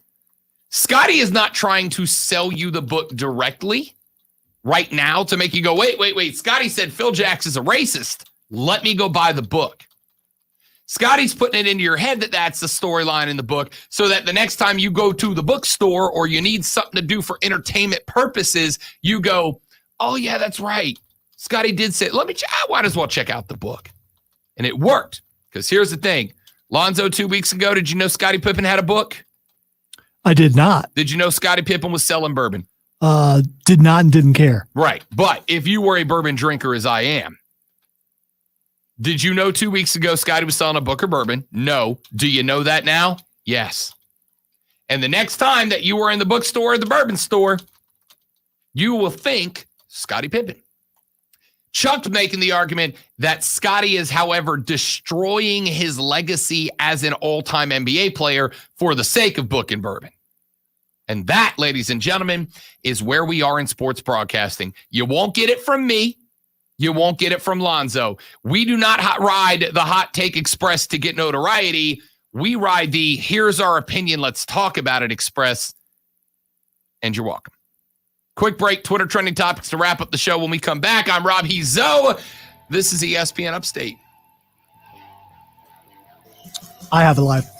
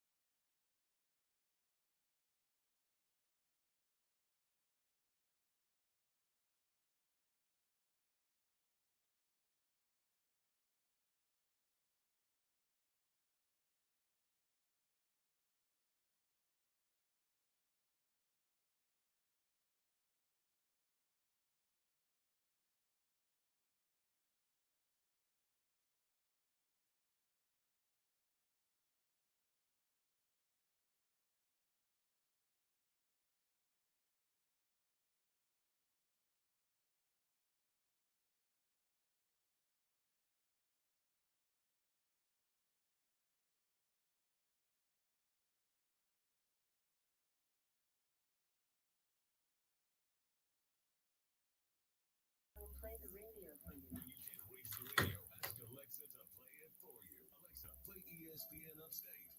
And listen to the Upstate Sports Leader without moving on. That was absolutely not intended to be a shot, for the record, just so we're all clear. At anybody who does them, I get why people do them. It's just not my style. You know what I mean? It's just not my style. Which is why you should try ZipRecruiter for free at ZipRecruiter.com/radio. ZipRecruiter doesn't depend on candidates finding you. It finds them for you. Its powerful technology identifies people with the right experience and actively invites them to apply for your job. You get qualified candidates fast. So while other companies might deliver a lot of pay, ZipRecruiter finds you what you're looking for. Everybody all about that drama. Something I won't address now, but I will.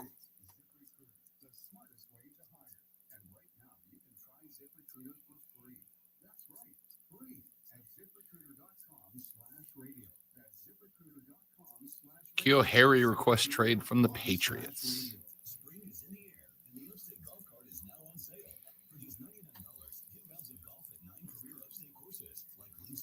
Well, phone problems are going to be a problem for the next show. That's what I've been addressing back and forth with emails. The next show is in the one that's on after us, or Yes. is the next show is in tomorrow? No, the one that's on after us. Gotcha. Mark isn't here. Diddy is hosting, Oh, gotcha. and I know he has some guests lined up. Gotcha. Good luck. Yeah. See, not connected. It just did it again.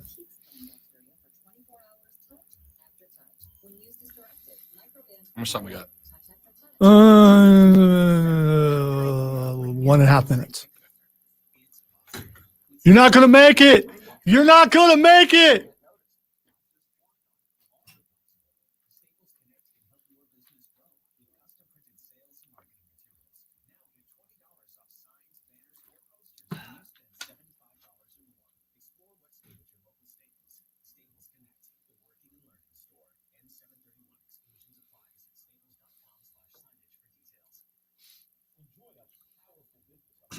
Oh, apparently I'm going till 4 today.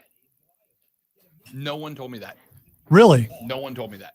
I just walked in there. Diddy said, "Yeah, I'm 4 to 7." I said, "Who's 34?" Diesel said, "You are." I didn't know either, man. My bad. That's not your fault. Well, I know it's not, No but responsibility still. to tell me. Yeah, well.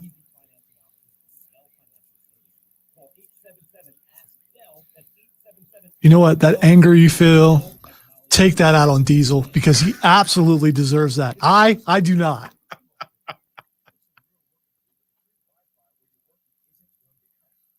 Go back through my emails before I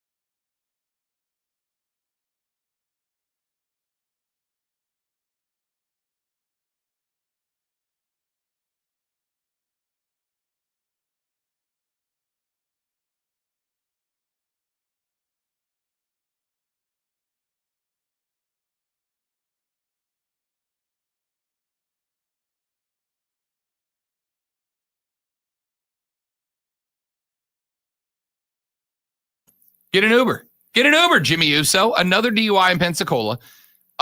You would think after the second one, you would learn. It's just too bad because the Usos and Roman have had like 3 or 4 of the best storylines WWE has had for some time. And we were waiting, Zoe, on Jimmy v. Jay with Roman overseeing the whole thing.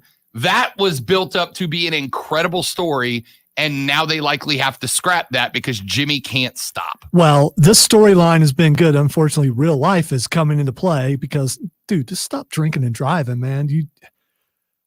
How will they play this? Yeah. Will they write it off and you just won't see them anymore, or will they use this? They've been very good with this entire storyline, and I wish they'd make a point. I know they won't, but I wish they would. What they'll do more than likely is Roman will say he couldn't walk the line, so he's out. He didn't acknowledge, so he's done because he has the power to stop him from being in the ring and even in the building. And if you're WWE, you can't have him on TV. Even if you write that into a story, you can't have him on TV after this because this trumps your wrestling storyline. So you can't use it. I don't know, man. And look, I understand that people have a disease that is alcoholism where your brain is just wired to make you fail. You lose me at drinking and driving, though, because that is a conscious decision that has to be made that is not directly caused by the disease that is alcoholism. It really is a disappointment for him personally and for what they were working into a really good story. All right. The next thing that's trending is Vin Diesel.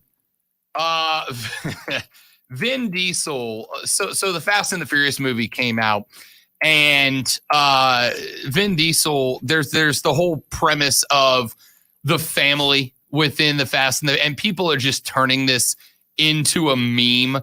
I'm looking at one right now where Loki says, "I have an army," and Vin Diesel responds with, "I have a family." Because they just do the most obnoxious stuff under the guise of for the family. This is my favorite meme so far, Zoe, with the OnlyFans logo and Vin Diesel frowning, followed by Only Family and Vin Diesel smiling.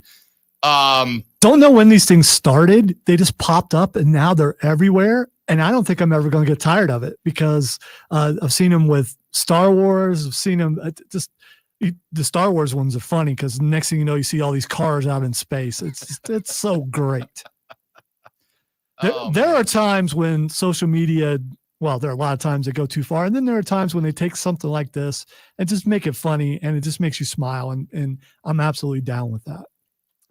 Let's try to win you some money before we get out of here for the day. Your 3 o'clock keyword is race, RACE, races, and race to the phone and text race, RACE to 72881, 72881 for your chance to win $1,000 in the $1,000 cash dash. Coming up, Offsides with Mark Ryan, and from what I understand, a very special duo of guest hosts stepping up to the mic.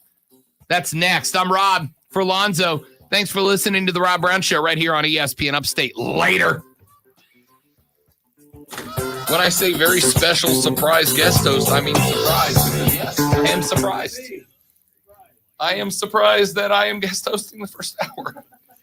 I am going to leave the video up. You can change it if you want.